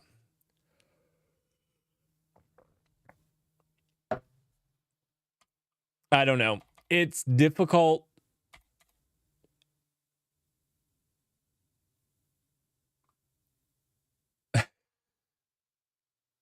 It does require some shared values. Oh. You also use PHP. I am disgusted. You use PHP and Rust. I am disgusted. I am I don't know what more to say. I don't know. Oh, poor Rust. That poor Rust. Oh. That hurt me inside. That hurt me deep. That just Is PHP a German thing?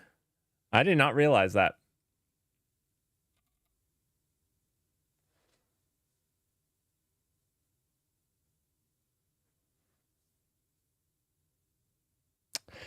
I didn't realize that. All right. Well, I will remember to talk nicer about PHP. All right. Wait. I was doing okay. So this is an empty file. So we obviously didn't catch the empty file case. So let's go fix this. That was line 89. I think it was line. Yeah. Okay.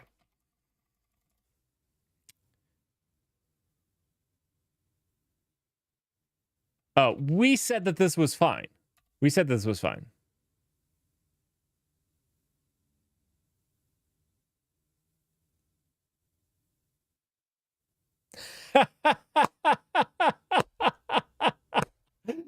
As algorithms and variant, and thus it's better than Go. Also, Go's package management. If you want to get me really excited, talk about Go's package management. I could talk for hours about Go's package management and how it's terrible. And the thing is, it keeps getting better. Everything aspect keeps getting better. But being a modern language, it's pretty crappy. It's pretty crappy. Yeah, this is fine. This here, we're just gonna delete that. Should not panic there. All right, cool. Uh-oh.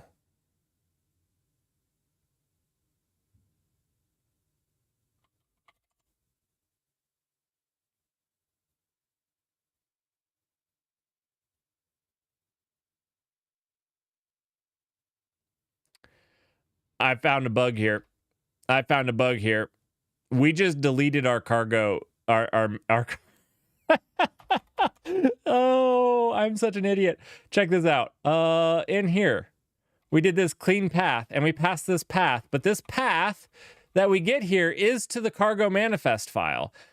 And we didn't prepend the test file location that's here. So when we clean the directory, oh, that's amazing. That's amazing. I don't think anything has changed since we checked that into Git, though, so shouldn't be a problem. But let's update this so that this is less likely to happen. Let's update this so that this is less likely to happen.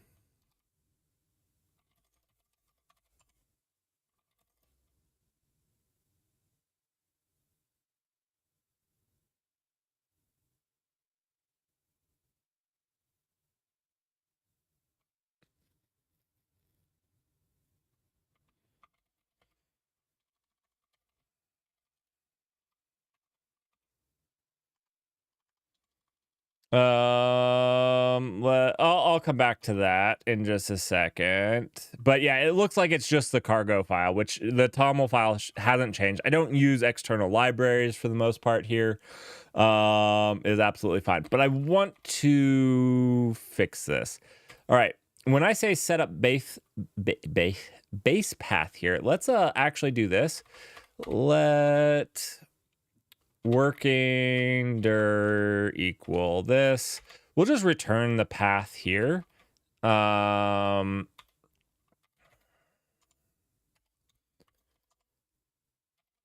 and we'll use this working dir.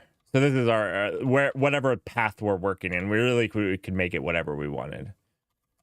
All right. That's pretty fantastic, though. When I was looking at this error, I was like, failed to load manifest. And I was like, oh my gosh. Ah, that is what I would do.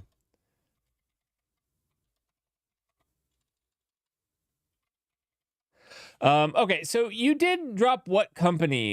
You were Giant Swarm. Is that what you guys are? Do you guys have a product I can check out?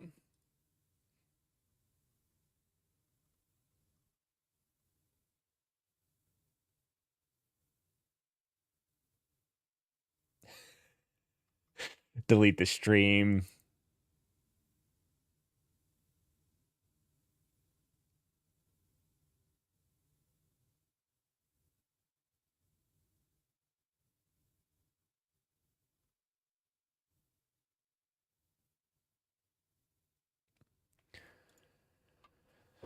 All right. I think we can use. I could reset. Don't really want to reset. I think restore will do fine here. Cargo, yeah. Yeah. And I think. Yeah, I was gonna say, like, I use very minimalist. I think this should be fine.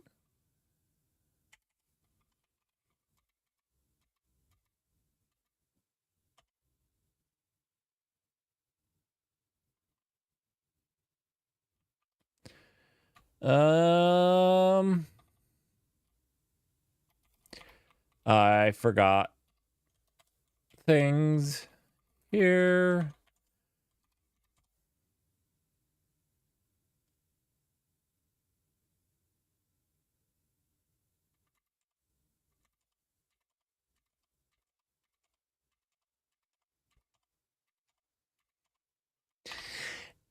And now for the fun part.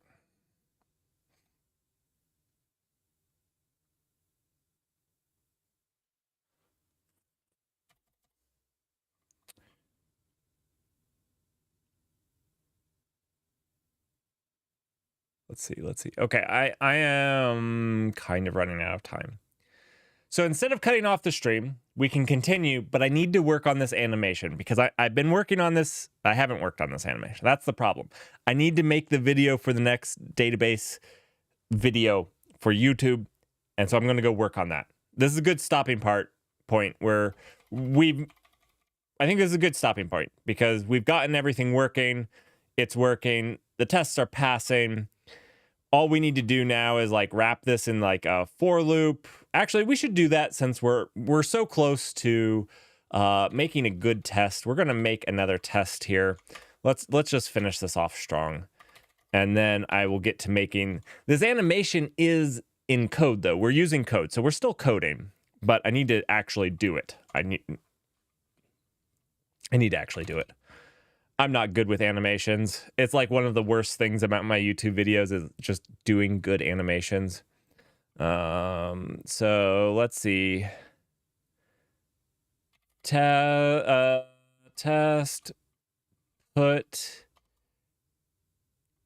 get, key.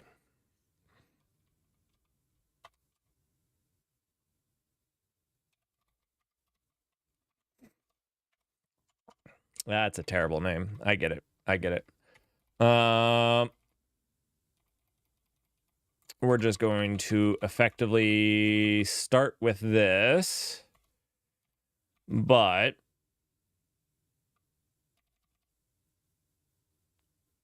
here we're going to do a few little functions. Nope, undo that. We're going to do function. We'll just do a function to put a lot of data.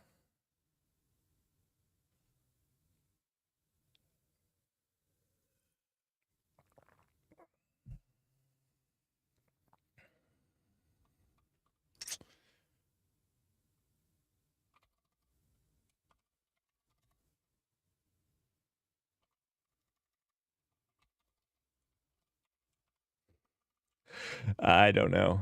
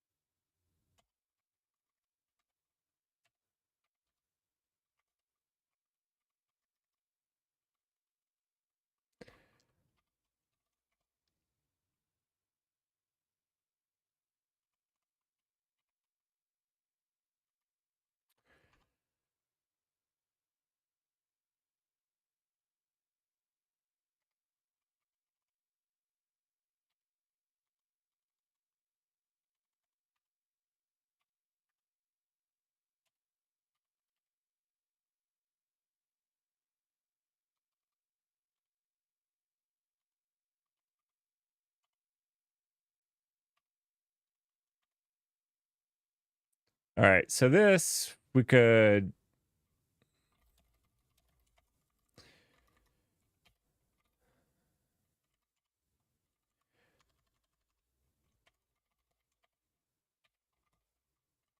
do this, but we probably should just like actually do a generation, like a random generation.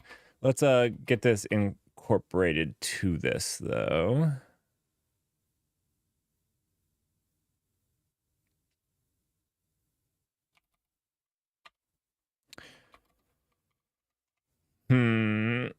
Do we arc this?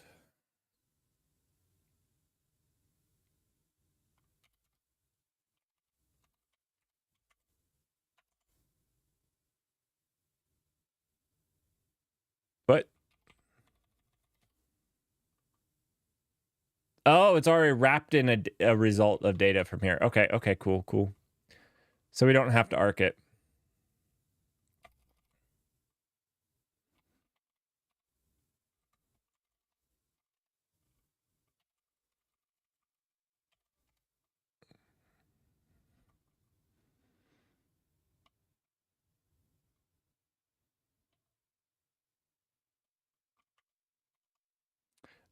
All right, let's see. We'll do dot clone here. And then we'll do a unwrap. Wait. This is the result, right? Oh, I have an expect, so that's fine. What is this from? I forget the import. Let's see. The import here is this.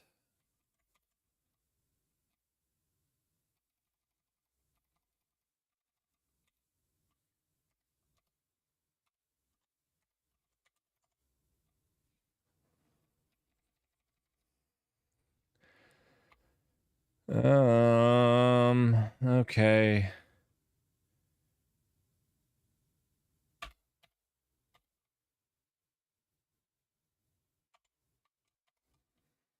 Failed to write to log. All right. Done. Fairly not great, but done. All right. We need to generate some random values for this. Now, I have already done this once here. I don't remember how I did it, though. I don't remember the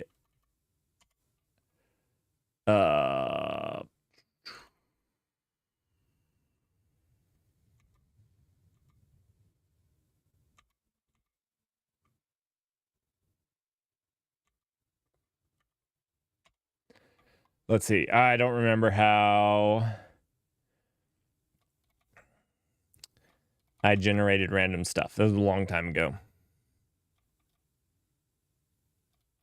So this is the benchmark. This looks pretty terrible.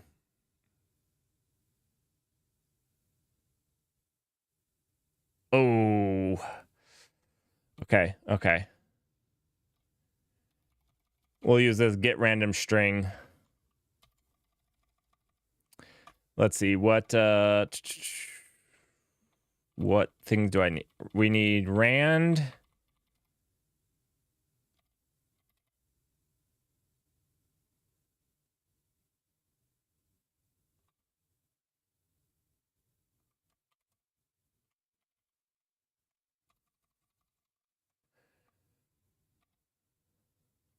We need these two things.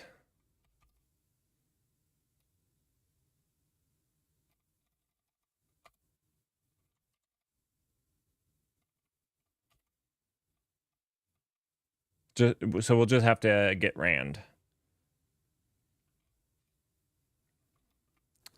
And then we're just going to copy and paste this.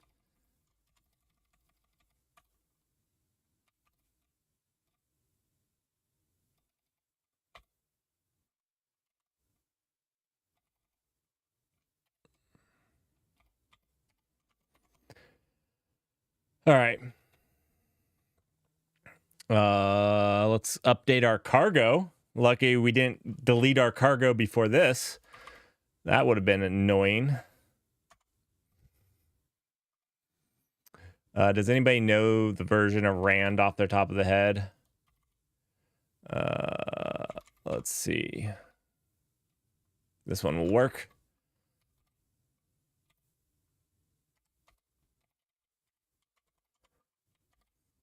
It doesn't have to be the latest.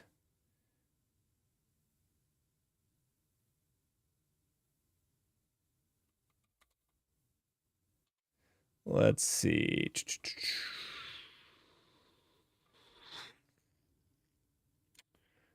Okay. I think we're good here. So let's quit out of here. Oh, actually, we're not. We're not quite good. We're not quite out of...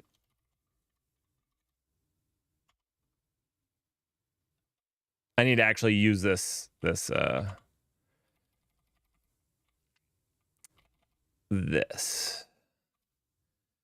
All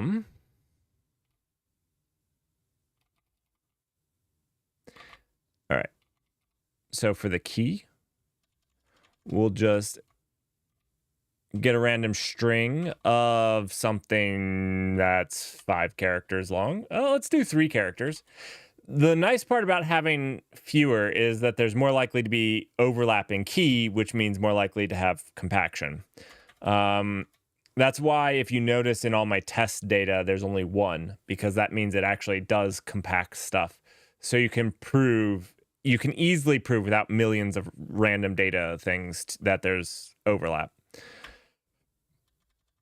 We could also make this like a... we could make this like a random length, but you know, for right now we'll just make it all the same length. It's just a test. No reason to. And then we should do...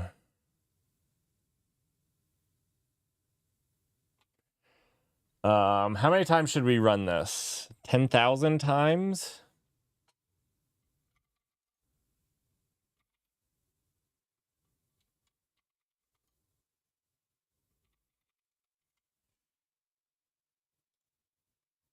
Give me a number. 10,000?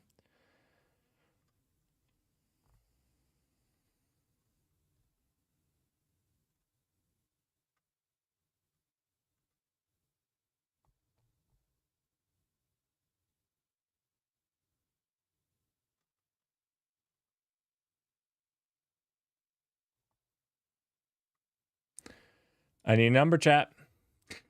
I need a number for I in what? What is it going to be? 10,000? I'm going with 10,000. I'm not getting a number. Okay. I'm going to 100,000. We're writing 100,000 records. Because you didn't say anything. You didn't want more. You can't say I didn't offer. I do not. I have no idea what buttons I pressed there. at all. Okay, I went to insert mode, hit tab. That's not what I expected. I wanted it to indent, actually. That's why I hit tab. Actually, yeah, let's just do that. All right, you guys failed. We only get 100,000. We could have done 1 million. You guys didn't say anything. All right. This could actually take a little while.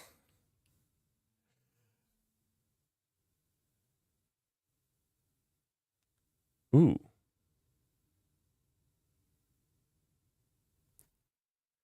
Ooh. Wait. Let's actually validate. I don't think we put Merrick in there.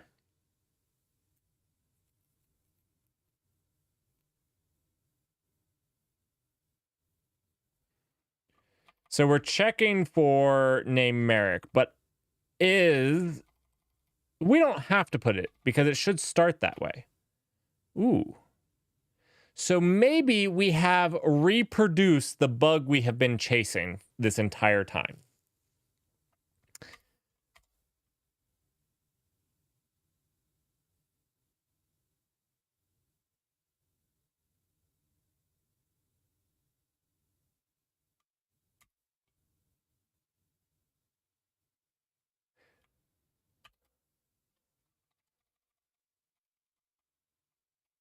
This one failed this time.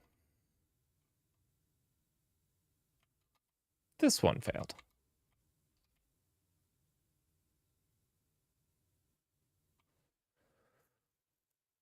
Get value for key.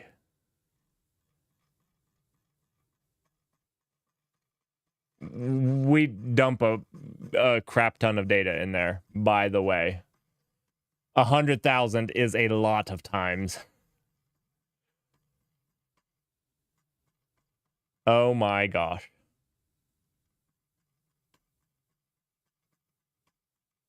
Oh no. You know when we were experimenting and I think we did something stupid. I'm going to blame chat. I think we did something very, very silly. I think we limited our log file to only 5 records. I think we did that. Let's fix that really quickly because it makes a really painful log file. It makes a really painful log file. Where is that? That's in here, right? All right, I thought it would be in here.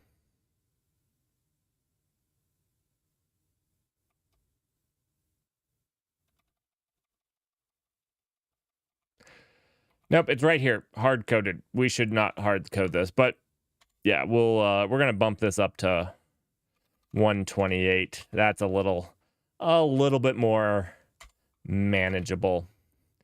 Let's oh gosh. That's gonna be a little bit more manageable. All right, see, this is the different test, but we have now made it so we can more consistently make the test fail. Test put get key multi. Cool.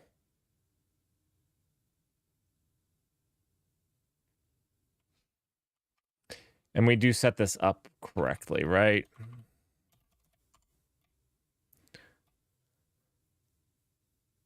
Yeah, we set up the database. We clone all the data again anew. All right. Yeah, this is good. I mean, like, we've made it so that we can reproduce it. This is actually better than it was Saturday.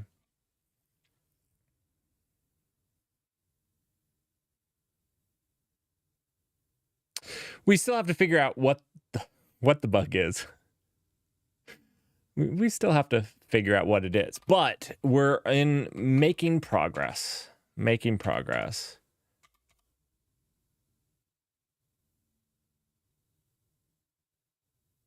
We get 2 failed.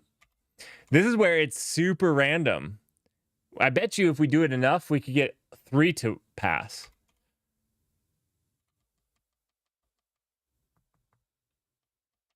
It's interesting. It's interesting that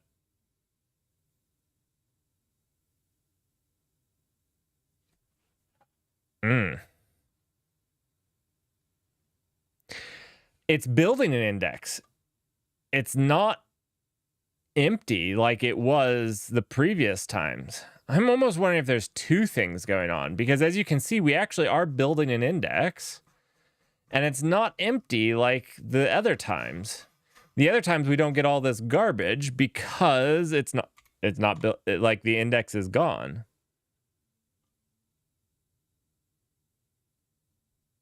This is the weirdest bug I have ever live streamed. See, this time it doesn't have the index.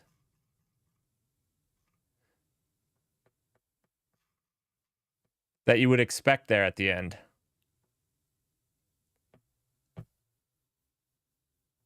Okay. Well, we know how to reproduce it now. We just literally write 100,000 records. Broken into 128 segments, which means so many files. Dirk, I cannot believe you for missing that. I hope you got up and exercised. I would appreciate that. Stretched, did something, got the blood flowing a little bit. Because the blood's flowing because we got it working. Well, we got it working. By that, I mean the tests are semi-consistently failing now. So what I did was we literally ran this 100,000 times.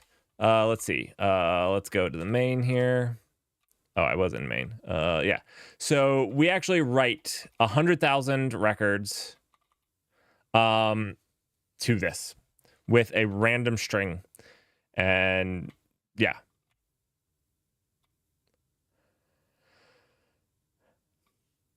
And we get it to fail. We get it to fail.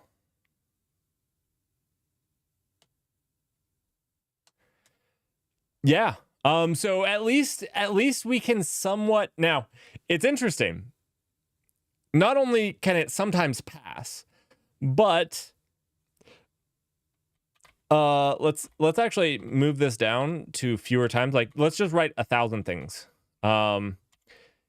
It will fail for different reasons too.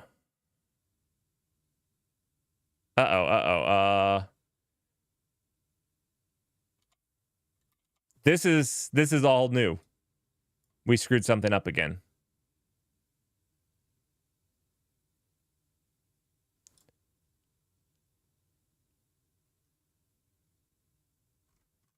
That's not the failure we were just getting.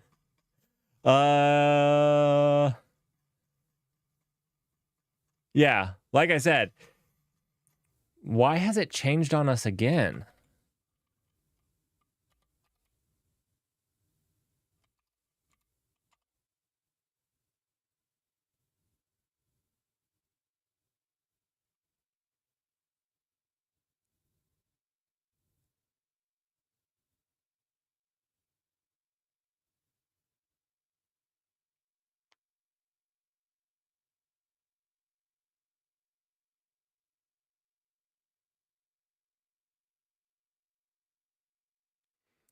Question here. I don't know this off the top of my head. Do Rust tests run in parallel? Because I would be screwed if they did.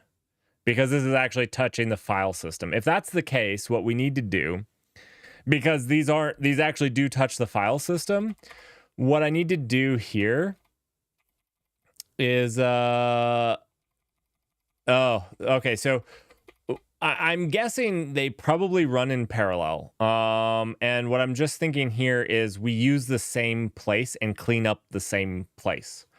This is maybe what's causing some of these problems. So this here, where we set this up, this needs to have a path plus a subdir. Because that's what should go here. In this right here, this subdir.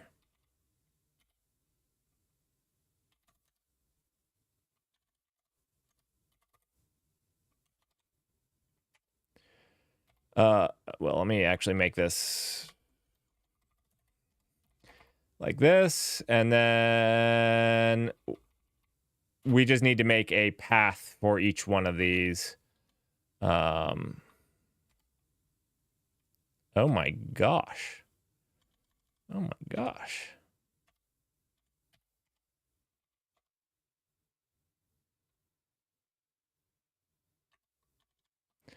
I don't know. I don't know what happened there. I did something. What was the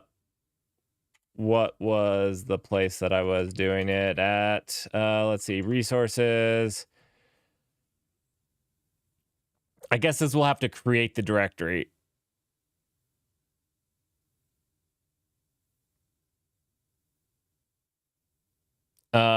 Yeah, we need to have like a temporary. So yeah, let's look up a Rust make temp.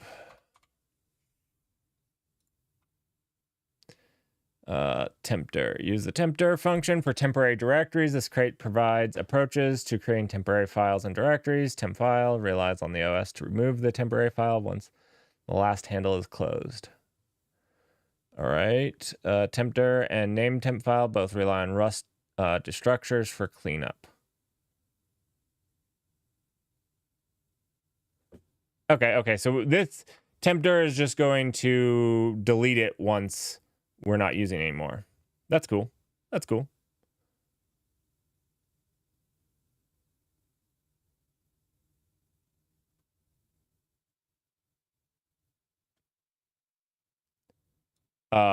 Let's just try this. This looks wonderful. That looks fantastic. It's another dependency. So in theory, we can just put this in the dev dependencies, though, as it will just be in the test, right? It won't be in the database itself, which should be fine. I don't have a problem with dependencies. Honestly, my idea is I just want to make sure that it's as simple as possible, because for this specific project, I want it to be about dealing with a database and not dealing with different projects and libraries and whatnot. And I want it to be simple. Again, I kind of think maybe I shouldn't have done it in Rust, just because I probably should have done it in something like Python, which would have sucked. Maybe I should have done it in, what's something that doesn't suck as much as Python? But is easy. I don't know. I should have done, maybe. I don't know. I don't know the right thing to do. Obviously, not a big... Yeah, JavaScript. Oh, gosh. I probably should have done it in JavaScript, though. That's actually, like, because I'm trying to make this educational accessible. A lot of those people are JavaScript engineers.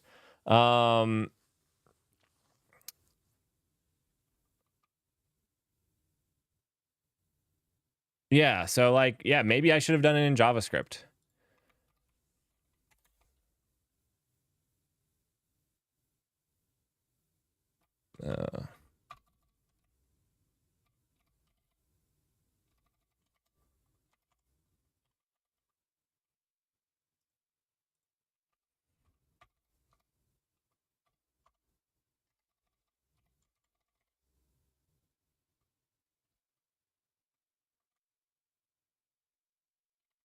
Anyways, I am trying to keep it simple, whatever I do. So that doesn't mean that I'm against having another dependency. It's more just trying to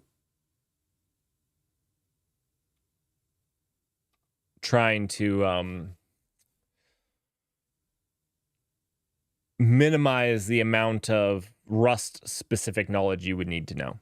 And I think it's fine in tests. Yeah, I think.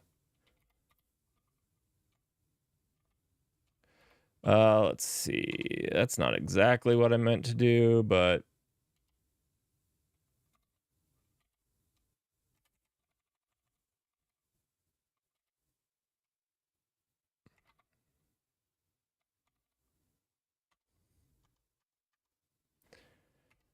All right, what is this, though? Oh, I need to update my cargo toml to have this. Temp file 3.8.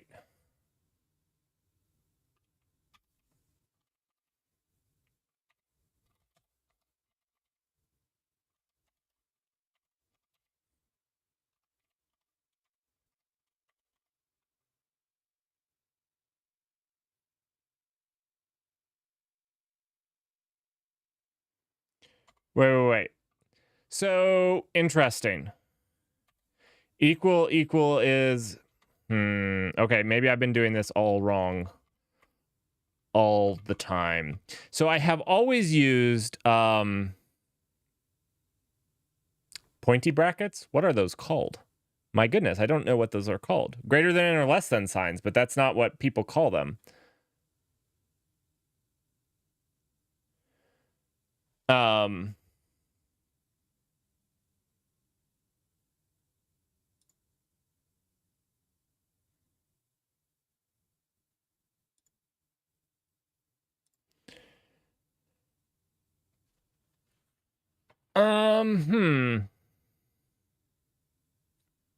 I call them greater than less than signs.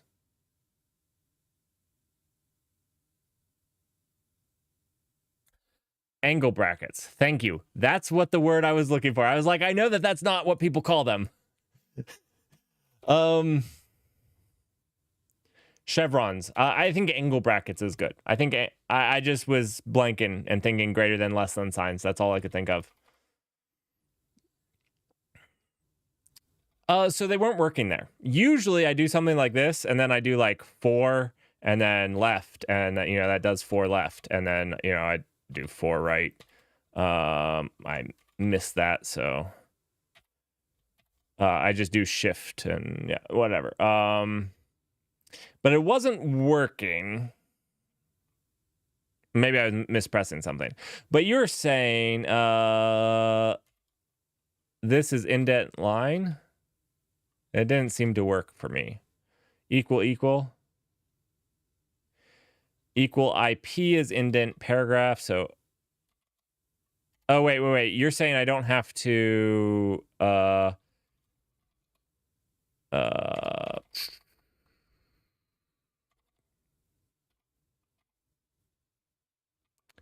equal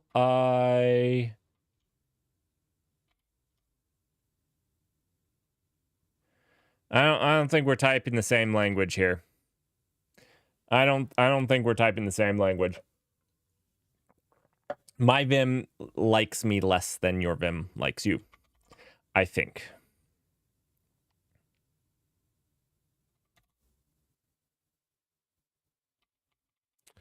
All right.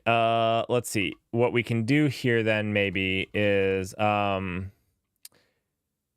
just pass this. Does the tempter have DMP dir? Let's see. Does it have? All right, we can get a new one. All right, so we can just call path on it. That's what I was wondering. Path.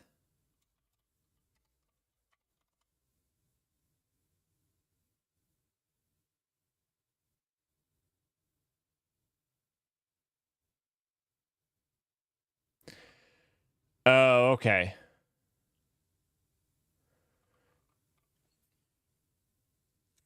Oh, did I not import it after I temp file?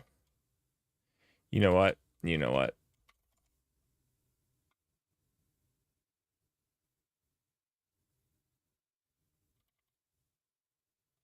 I imported it up here, didn't I?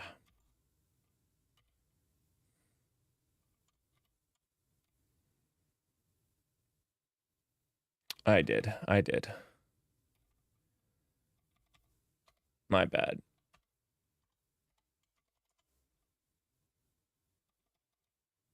All right. Let's see. We'll just expect this, please. Wait, what does it return? Is it an option?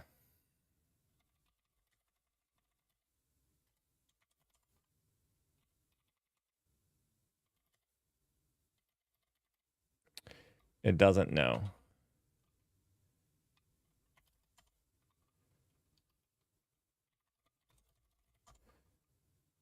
Let's go get it. Let refresh its little cache there. There we go.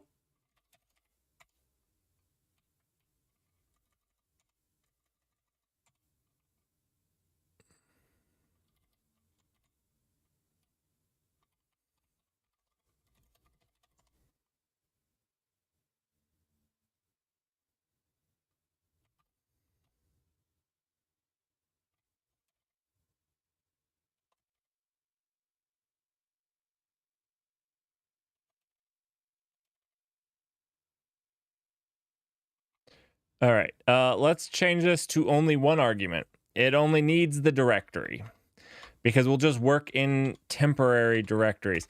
Now, one downside to only working in temporary directories is that it's going to be impossible to actually see what happens in the test. But I think this is probably for the best. Anyhow.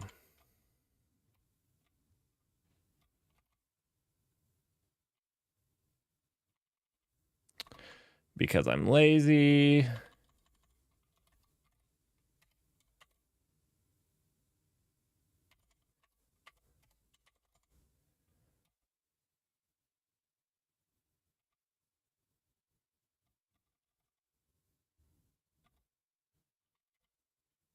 This is the result. Okay, okay.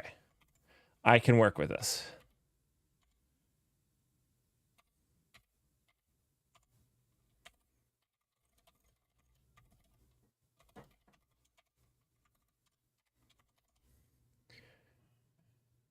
Arguments to this function are incorrect. What does path return? It returns a path, of course. Of course it does. Let's take this, make this take a path. This will probably work.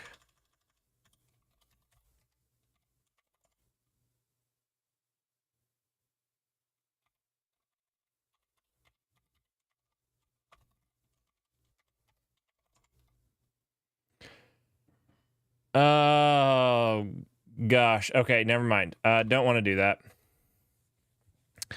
Don't want to do that. We'll keep that as a string. We'll convert this to a string. Right, that shouldn't be too bad. Will this work?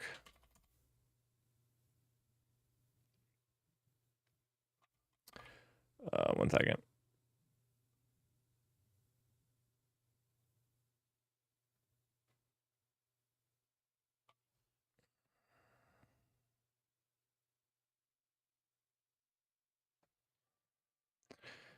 Let's see. Let's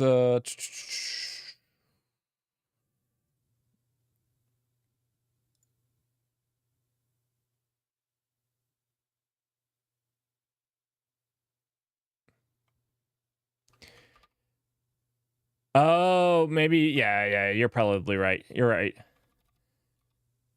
Let's see. What is that file type? Or what is that? It's a tempter.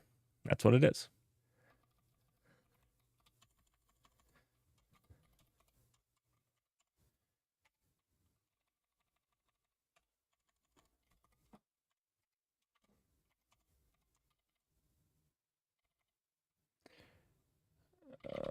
Doesn't matter. Okay.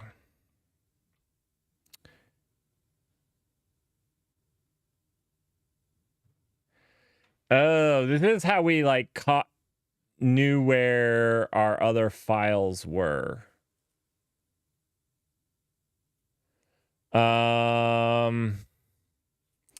So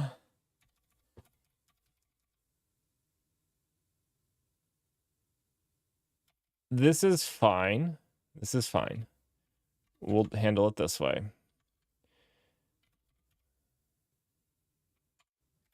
I think that should be fine. Yeah. What we need to do is we need to set this as what we're gonna do here.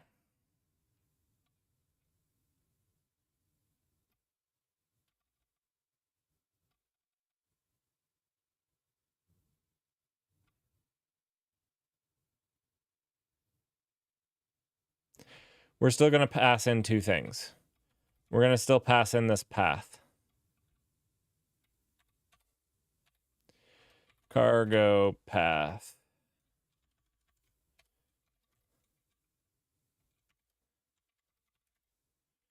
Right? Because I need to format this. Because I need to copy stuff from this path. So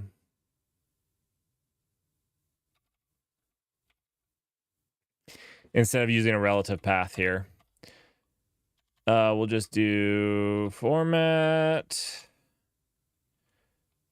We'll do this. We'll do this. Let's see. We'll do this. We'll do this. Format. There's probably a function to do this. This is the quick and dirty.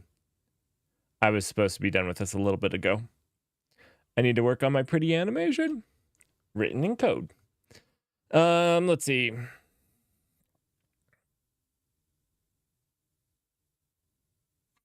Cargo path and this path here.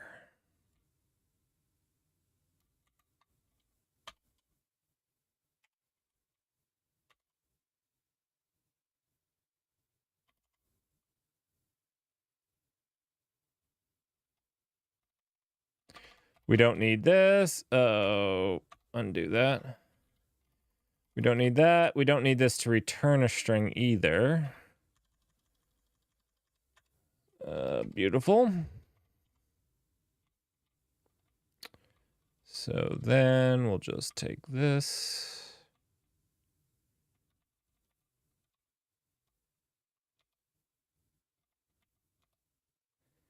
Not perfect.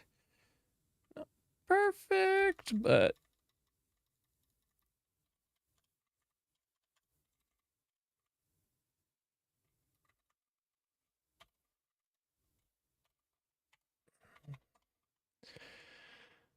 all right. All right, so we just copy over the starting database that has the set values that should be in there.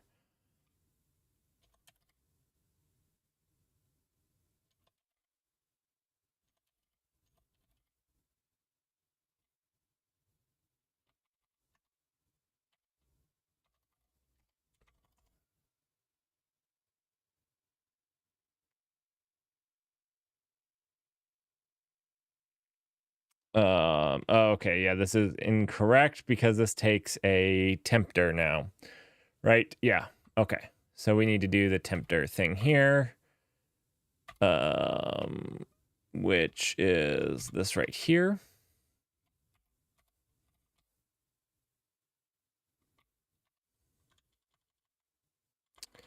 Let's see, tempter,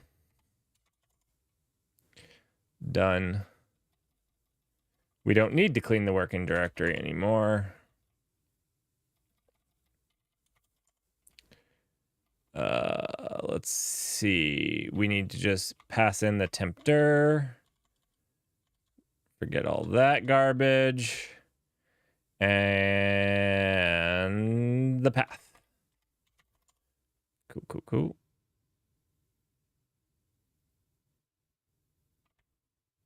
This is intentional. We don't need to do anything with the working directory here. It's just when it goes out of scope, it will get cleaned up. Nice, nice, nice. Is that it?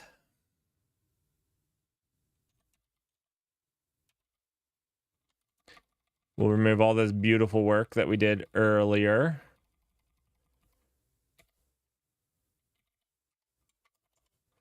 All right.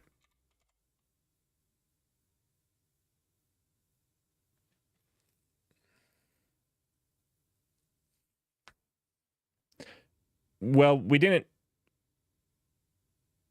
Oh, I screwed up the formatting.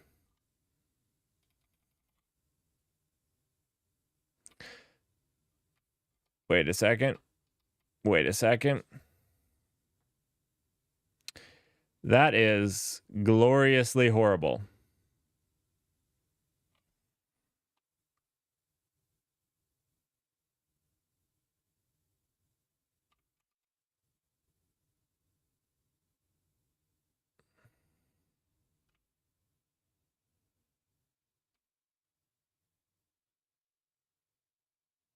Shouldn't be that bad, right? What?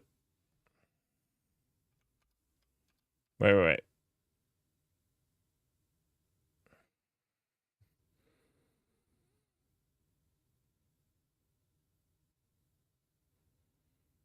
It's giving me no information.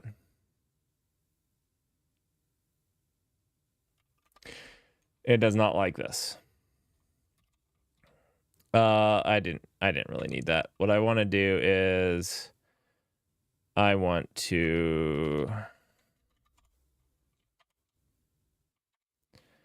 am going to print. I'm going to print the output of a format.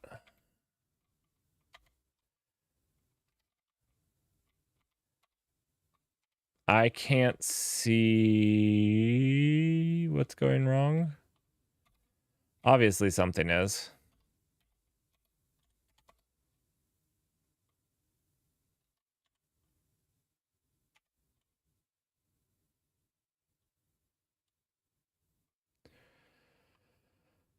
Obviously something is going wrong.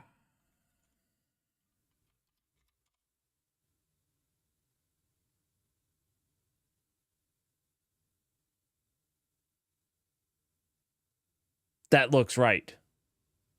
Okay. At least the format is what I thought it should be. Null database, test segments.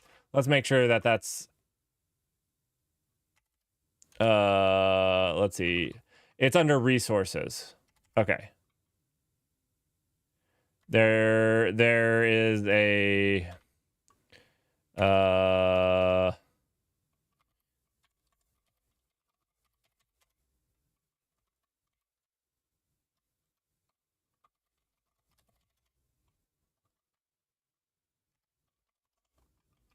this should make one of them work.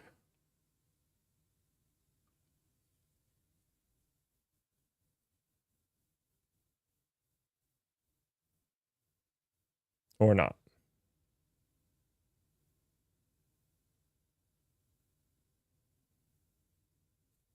You can use visual block to edit this column of text in that makes sense. You mean like this?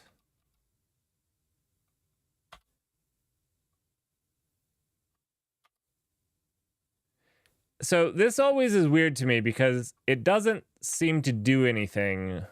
See, I did like this, and then I hit insert, and then I hit W. Yeah, anyways, it doesn't ever seem to work exactly how I need to practice that.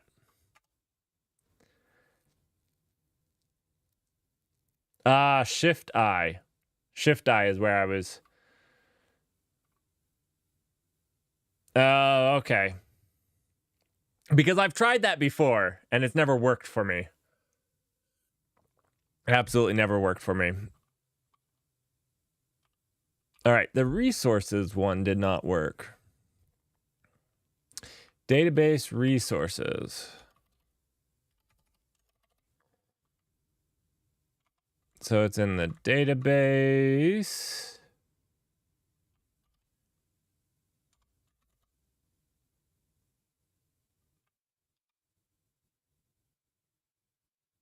Oh. It would help if I spelled them the same way.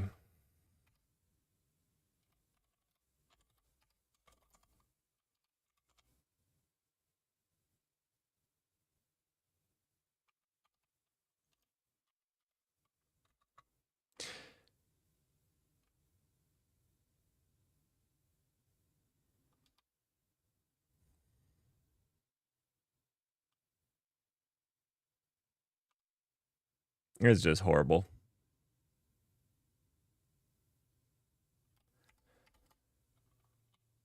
Yeah.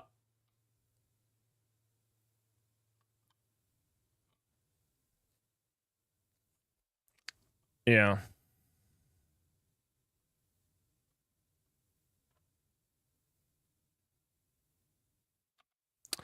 It's kind of, I thought that, I guess, yeah, it just is panicking.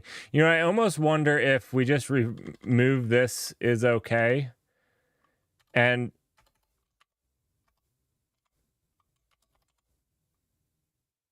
oh, I mean, the is okay is the thing, like, is validating it.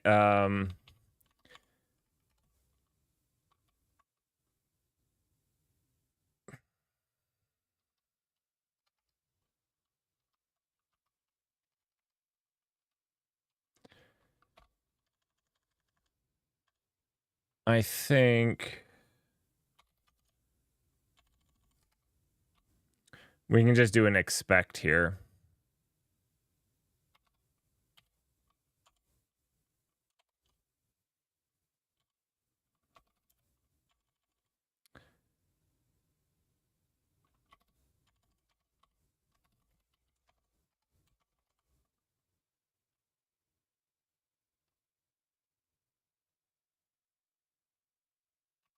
Is there exert okay? I have not used that.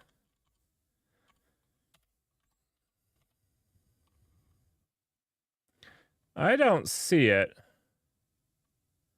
Oh, you're saying, I got it. I got it. I could just use, this, yeah.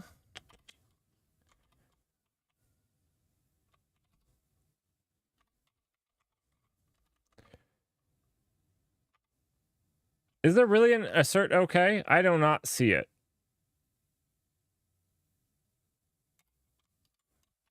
I will give it a try. I have never seen it though.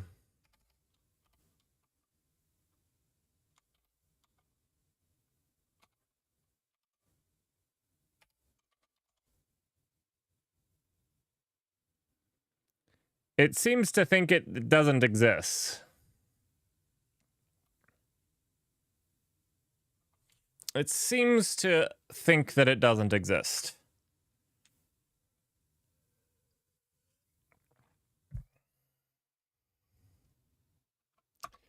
Actually, unwrap is probably the best thing to do here because it should just print everything out. I actually kind of like that. I actually like that. I tend not to think about unwrap because I tend to just not write it, but wait.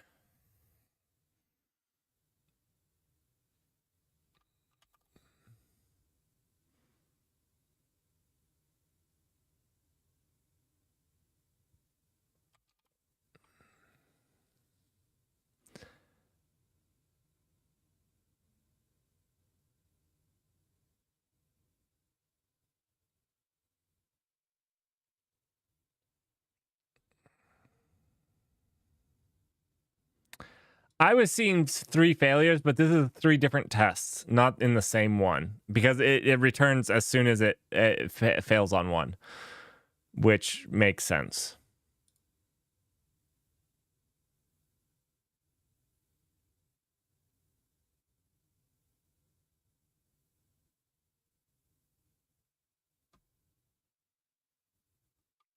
One 152, which is this one. So this one is fine. This one fixed it. Okay, my goodness. My goodness. My goodness. My apologies.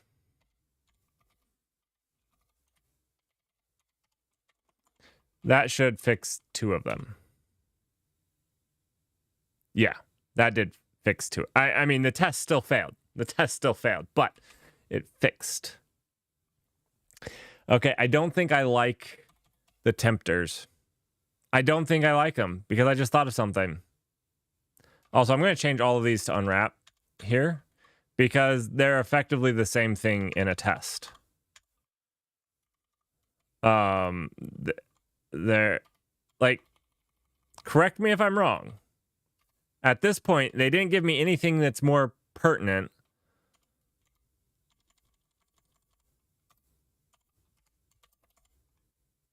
Like, that wasn't giving me any good information. So I might as well just unwrap. It's going to fail anyways, like the assert is going to, if the unwrap is going to fail. So why not just unwrap? Like, I should just keep it simple.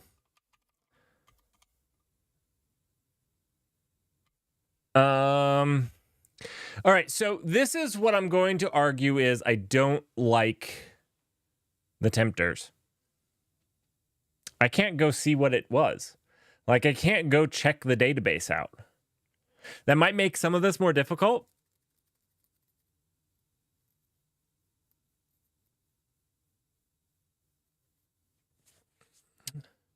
That might make... we're going to try to, like, experiment around with this, get it to work. But I like the tempters, but I don't like them at the same time. I don't know if that makes sense.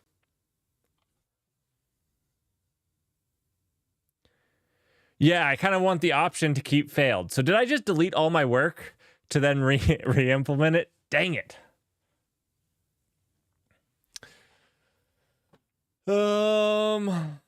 Maybe temp file has a way to, like, not delete it.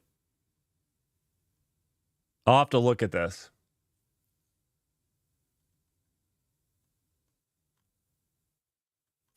Is there a way to call save on it?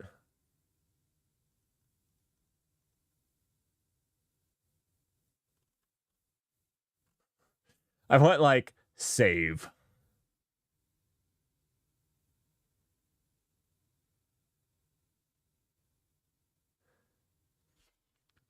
I could just, like, copy the directory. Yeah, that's probably a good one.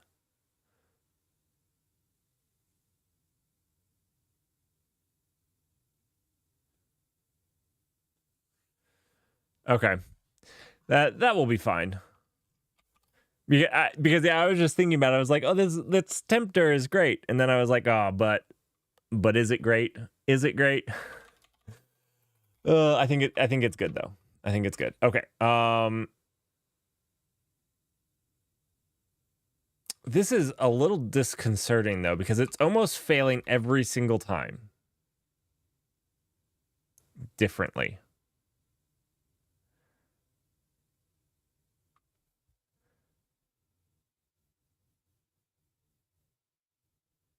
This is disconcerting.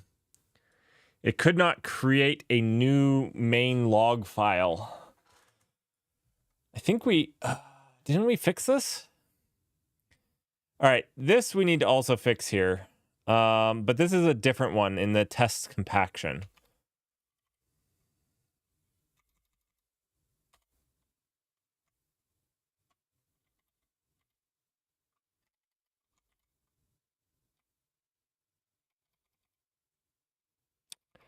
This is just...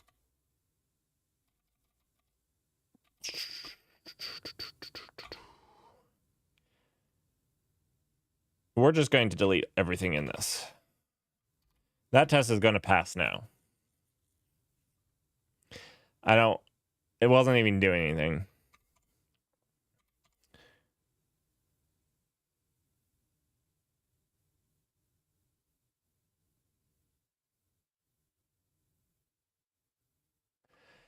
So now it's failing differently. I think our tempter is not perfect. It should have a bunch of this crap if it's writing to someplace.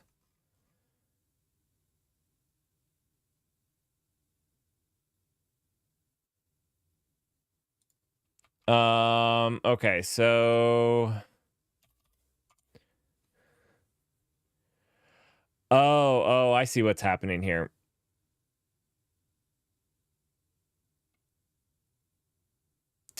So when tempter runs, it sets the working directory.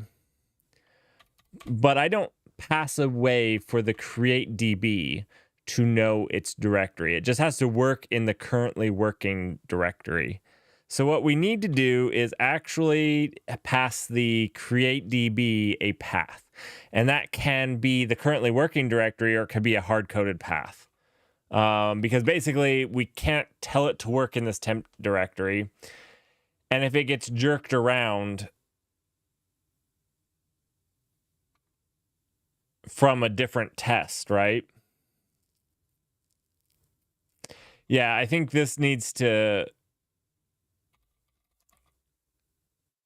I didn't mean to undo that.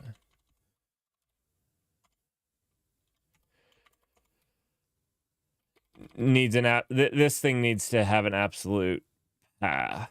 So we'll just do...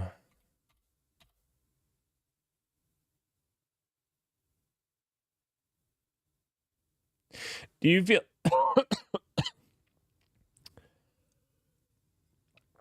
That's a weird question. Do you feel a bit divorced from file paths using Kate's? I have a theory. I want to hear your theory.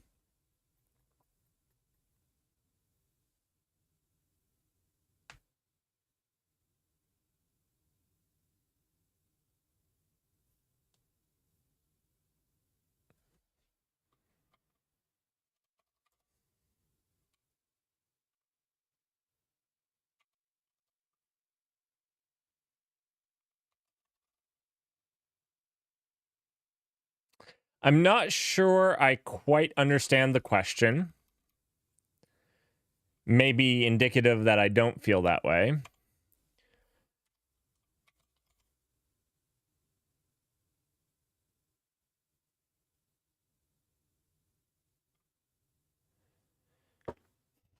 I think it depends on what you're doing. So I see a lot of Kubernetes teams and teams that leverage it really well in Kubernetes, at least in my experience. And I'm not saying that you have to fall in this to leverage it really well. I'm just saying, like, the ones that fall in and leverage it well and do, find it easier are these teams that... Here, let me delete this. I feel like they're teams that have, like, the stereotypical, these are all my services. And, these services talk to each other. Maybe talk back and forth.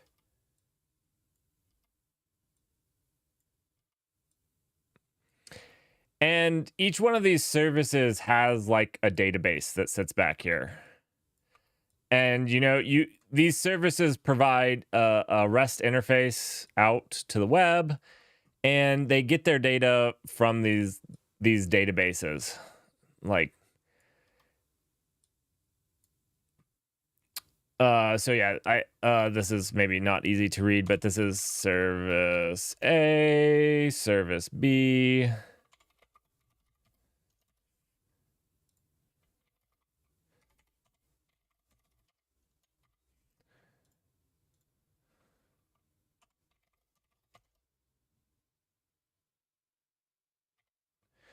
And then, of course, this is service D's database store, service D data store, whatever data store you want, doesn't really matter. Service C data store. So anyways, I guess my answer would be, yeah, I actually probably see that as a thing that could happen, or a feeling you could happen, because, like, in theory, these things only care... I don't know why this one's white. It's not standing for anything special. In theory, it's just this data store. Now, you could put this as a path. You could do, like, a host path on here and still have it as a path. But I think that a lot of the times you don't do that. And that's not as natural on Kubernetes, especially if you're using, like, a managed Kubernetes. Because a managed Kubernetes usually has some sort of block storage that has a storage class that mounts that storage in for you and deals all of that stuff.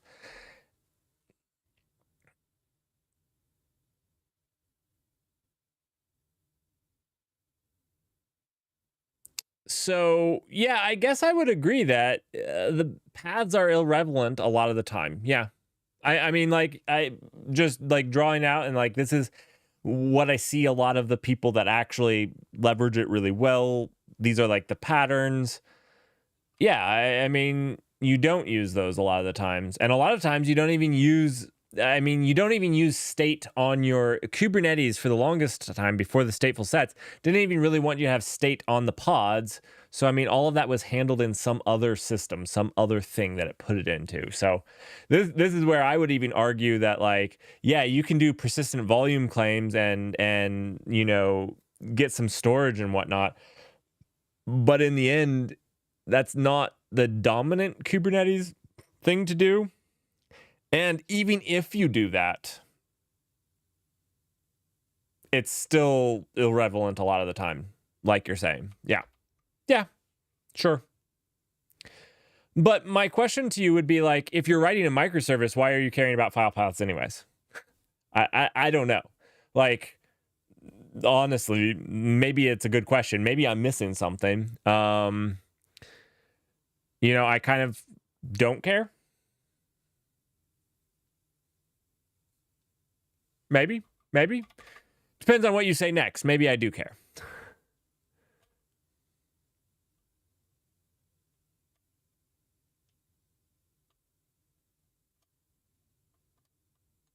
More network than file IO. Yeah, I agree. You have a database somewhere that does the things.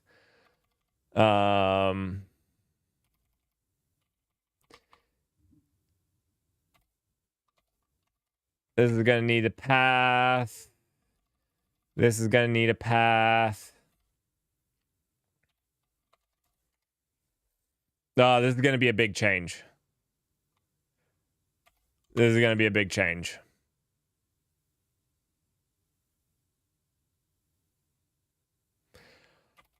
Also, this create next file segment should probably be a thing that's called on this DB. And get it out of the utils. So, like, once you have a new DB, you should create the next file segment, and that should be a function of the database. So we'll do that not today, because I am running out of time, and I need to work on this animation that I haven't worked on. I am running way out of time. And I didn't work on this animation at all. I got so sidetracked doing this. Got so sidetracked.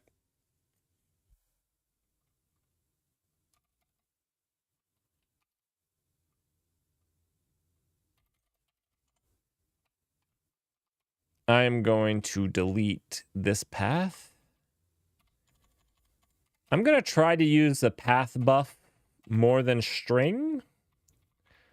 That's probably better when we do that. But that is, I think that is...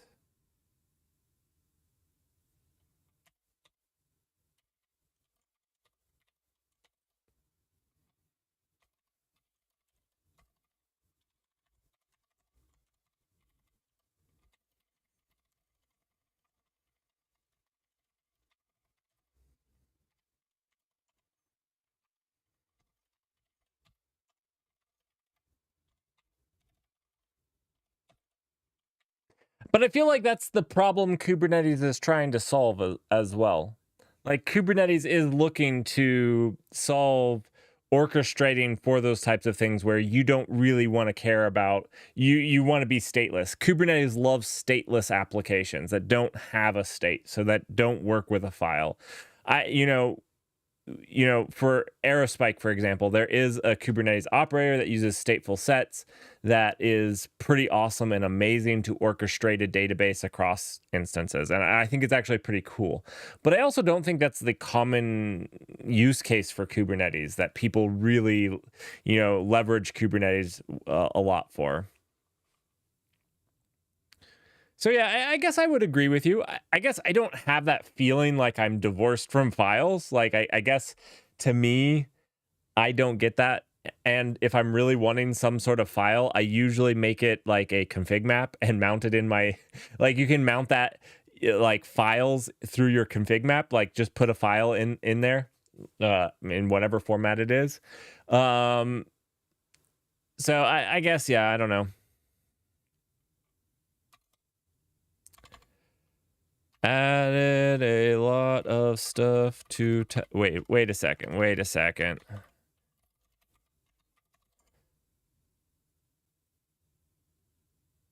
Okay, yes, that's good.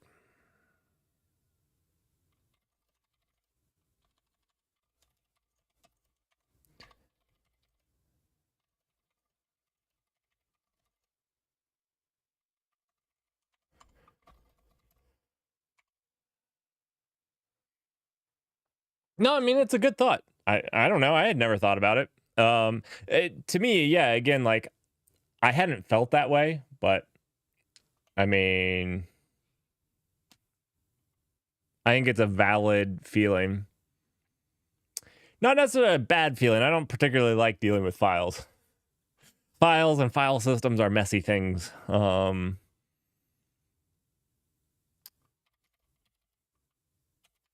right. Educational.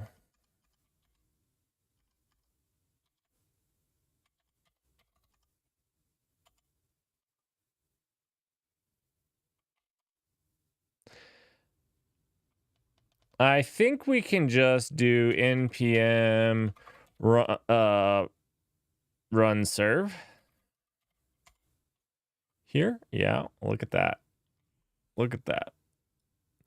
Now, anybody that makes fun of this must first understand I suck at TypeScript and JavaScript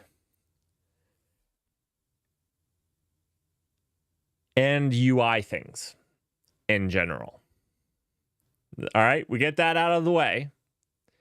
You can then make fun of this all you like. The idea is I want to make a thing to display binary trees as a visual. I might resort to just using Excel-a-draw.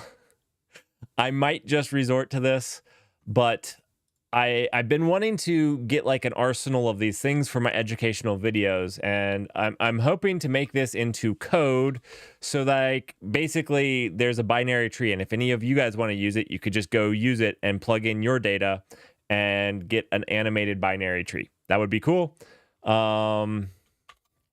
It's a ton of work for this video. This video has, I hope people appreciate how much work can go into one of these videos. Because it is sometimes a lot.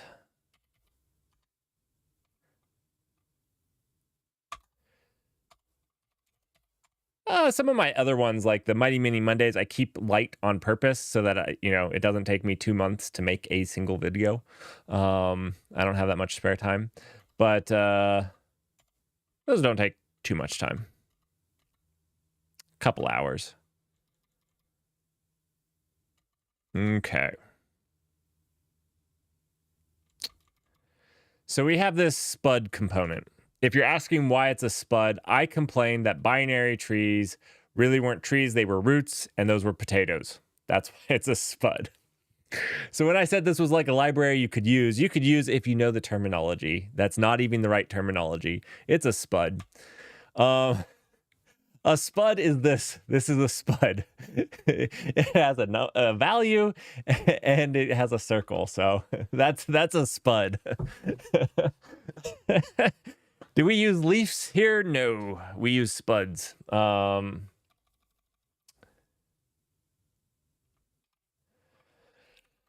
right. So this is the code that powers that. Okay, I did find one thing. Last time we worked on this, I actually had 2 circles, and I found out that there was this thing called line because we looked for like border and whatnot. I dug through the code, found out line, and this works. So that's nice.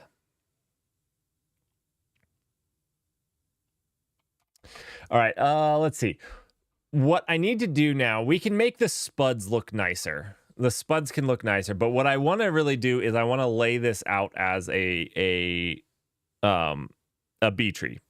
Specifically, this is I want to make this a B tree animator. So you could make a binary search tree, but it should support all sorts of B trees. One difference between binary search trees and B trees is that each spud, as we like to call them, each spud can't have more than one, more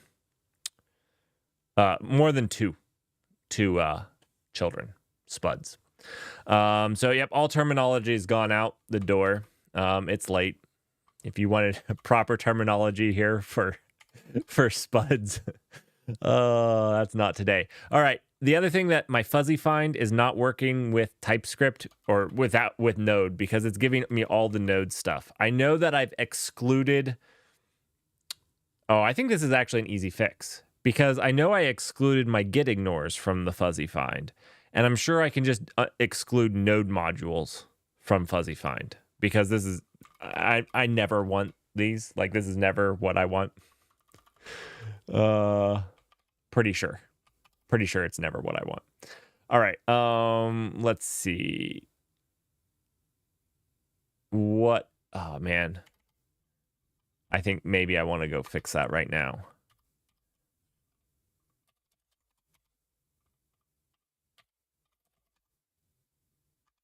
Let's see. I want to invim init.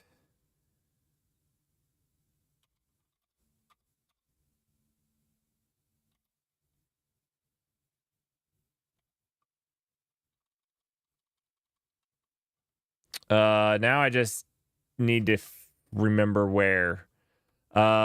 Telescope. I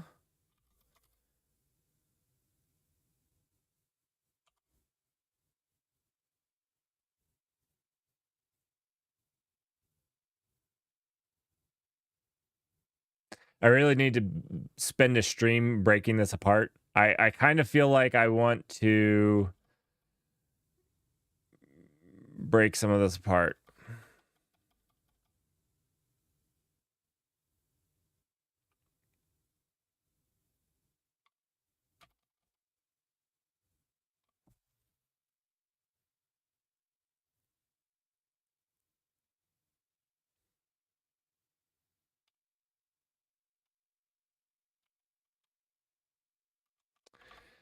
So this is this, but I think I configure it down here. Let's see. I think maybe it's when I do the FF. Do I?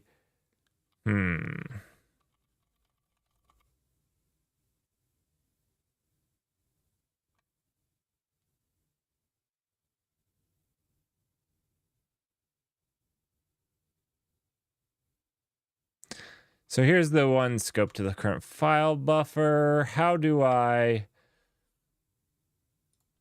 telescope file browser ignore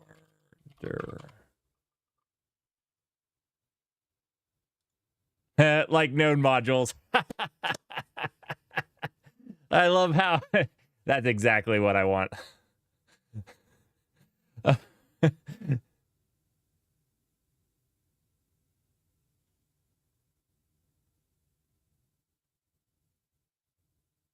Alua regex.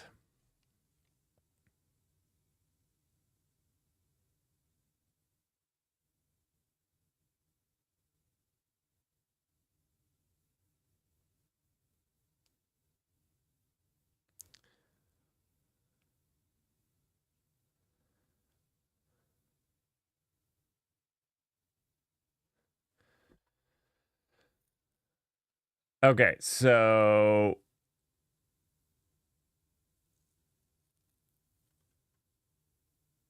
I just need to put this in here.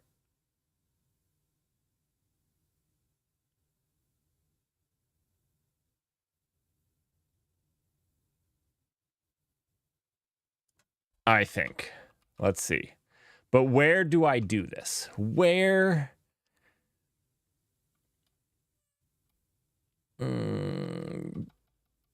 I feel like it could be done. I don't know. This is I'm not a very good invim person. Do I do it here?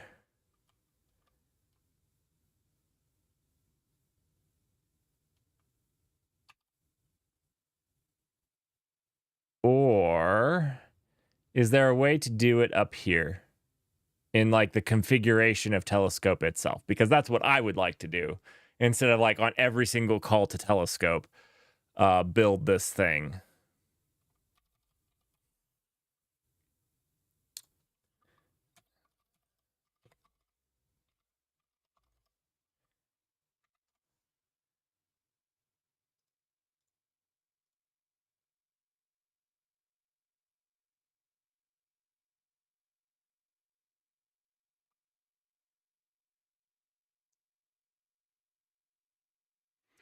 I had this problem because it wasn't following my git ignore, and I had to install this. But you know what? Maybe the solution here is that I make a git ignore for this project because it's not in Git right now because it's a piece of garbage. But maybe that's the actual solution because once it's something, I'd like to share it. So let's just do that. Let's just add a git ignore and put no modules in it. Maybe that's the solution. Let's see. We want to do this, and then we'll just slap in here a git ignore. What this is.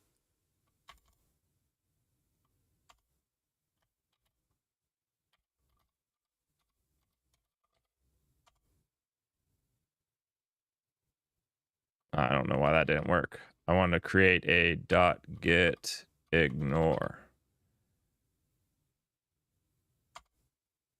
Can I not insert dot? Oh, okay, it did. Oh, it's already here. It's already here. I just need to add node modules to this. Oh, node modules already is in here.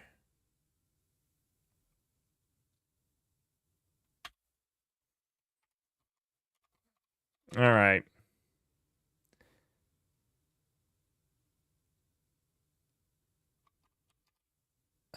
I wonder if it's noticing that it's not a Git repository. And thus it's ignoring the git ignore. Is that a thing?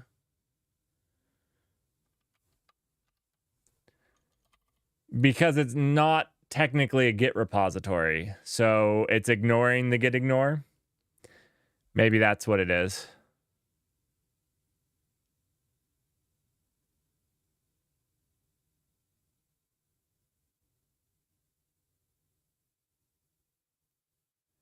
It also supports .ignore files. I mean, do I want 2 files? I mean,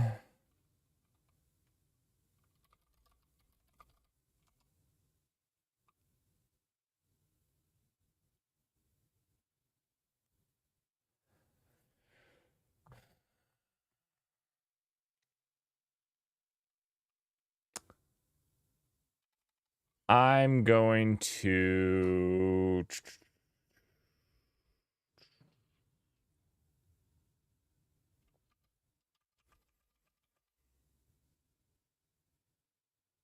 I don't know what I'm going to do. I'm going to ignore it as a problem. It's an absolute horrific problem. I'm probably just going to make it a Git repo after this. I don't know of a name for my animations yet, but as soon as I do, I'll make it. It will be public. It's going to be a garbage place. Don't use the animations just yet. But, you know, when I get something that's not garbage, I mean, it's literally called a spud. Yeah, I think making the repo is the right choice there. I mean, it's meant to be in a repo at some point anyways, so I just haven't made one yet for it. I mean, like right now I'm just experimenting. Right now we just have spud, but we really need some roots to connect the spuds. I'm going all the way on this.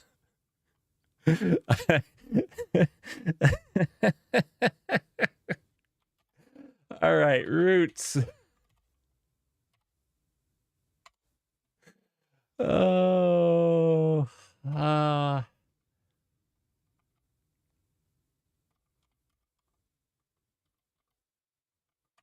I'm just gonna copy all of this.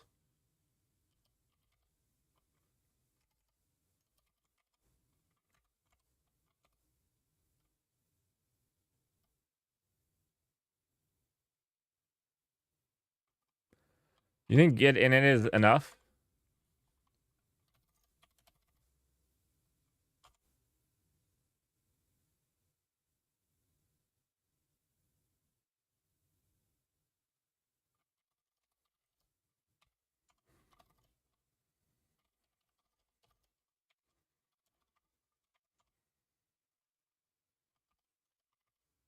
Ah, I don't know why why I was struggling so much. That was such a simple answer. There you go. Thank you. Thank you, Dirk. The true senior engineer among us. The true senior.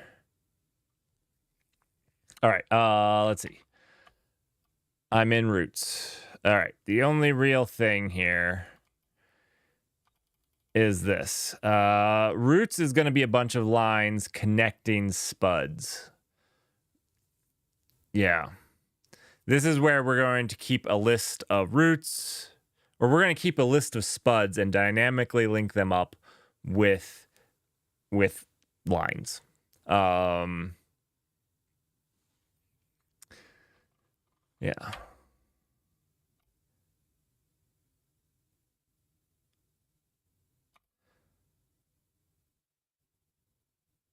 You've got senioritis? Oh, man. That's no good. So I think I need to do this at signal thing. I'm going to do initial. Again, I just want to be fair for anybody watching this. I am not a JavaScript or TypeScript engineer in any regards. And I'm sorry you have to witness this. Initial is going to be something like, we'll just say, I think initial is kind of like a default. I don't really know. Maybe there's a default. I'm just copying what I've seen. We're going to go with this for right now. Public declare. Oh, I was going to make this the number of spuds, but I don't like that. I think we should just give a list of spuds. Yeah. Read only spuds. I also apologize for anybody that ever wants to use this code in the future and they have to deal with spuds and roots. I apologize.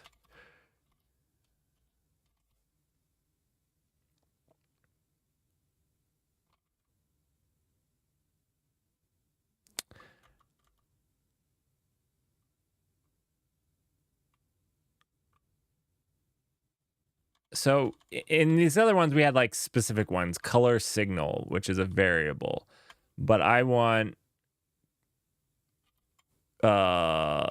signal value, I think.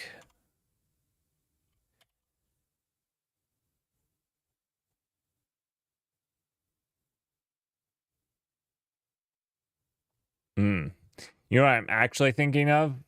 I'm actually thinking that I need like an actual type that is a spud. Because we have like the display, we have like the visual, but we need to do like a view model, right? We have the view, we just don't have the data. We don't have the backing data that populates that view. I think that's actually maybe what we need. I don't know what I'm doing. I don't know.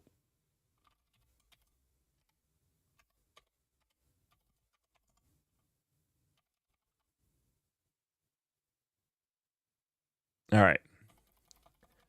Spuds. And then spuds is passed in as a prop. And this prop here is going to... I didn't actually mean P, I meant O. Spuds. Signal value of type spud. Actually, it's an array of spuds. Is that how you do arrays in TypeScript? I'm going to say no.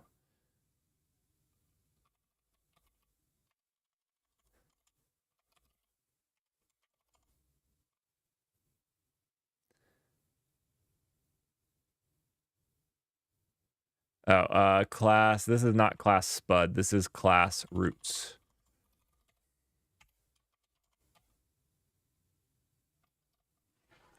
And I'm guessing I need to import this.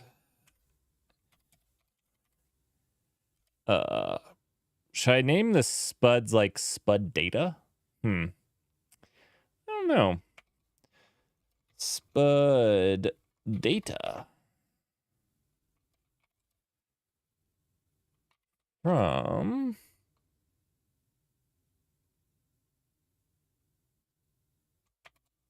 I hope this works.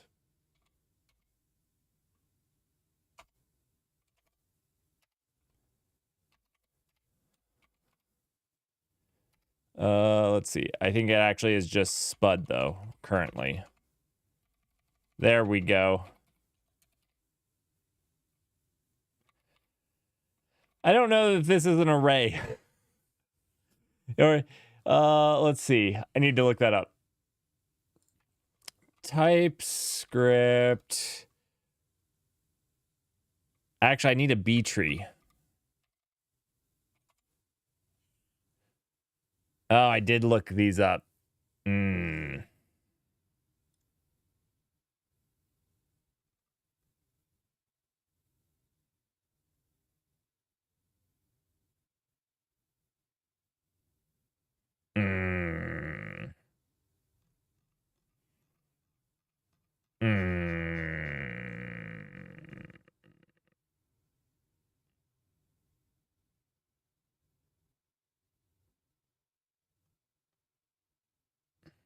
I don't want a B plus tree. I don't want a B star tree. I'd like just a plain B tree. Do we have a B plain tree? Or do all we get...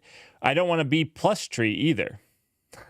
Or a B plus, B star, or a B plus star tree either. Now, I guess my question is, does this person even know what those are? Or did they just name it B plus tree? Because they called it B tree here, but they're calling it out as a B plus tree.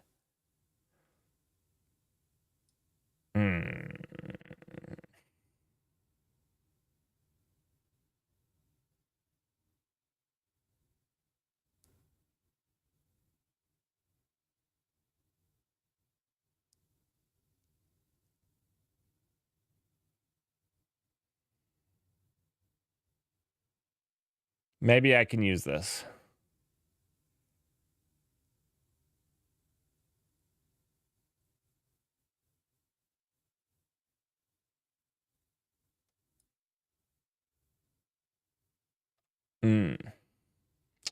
So this is what I need to do before the next time we work on this. So hopefully before Thursday. I need to learn to use a B tree in TypeScript. This is TypeScript. I guess this is JavaScript. It should be fine. I think we'll probably just use this one. I don't want to make my own B tree.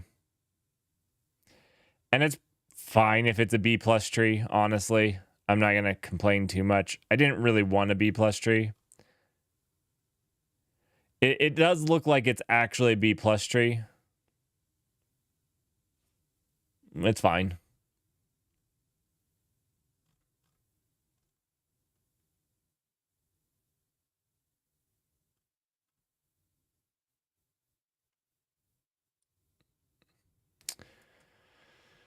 Okay, yeah, B plus tree.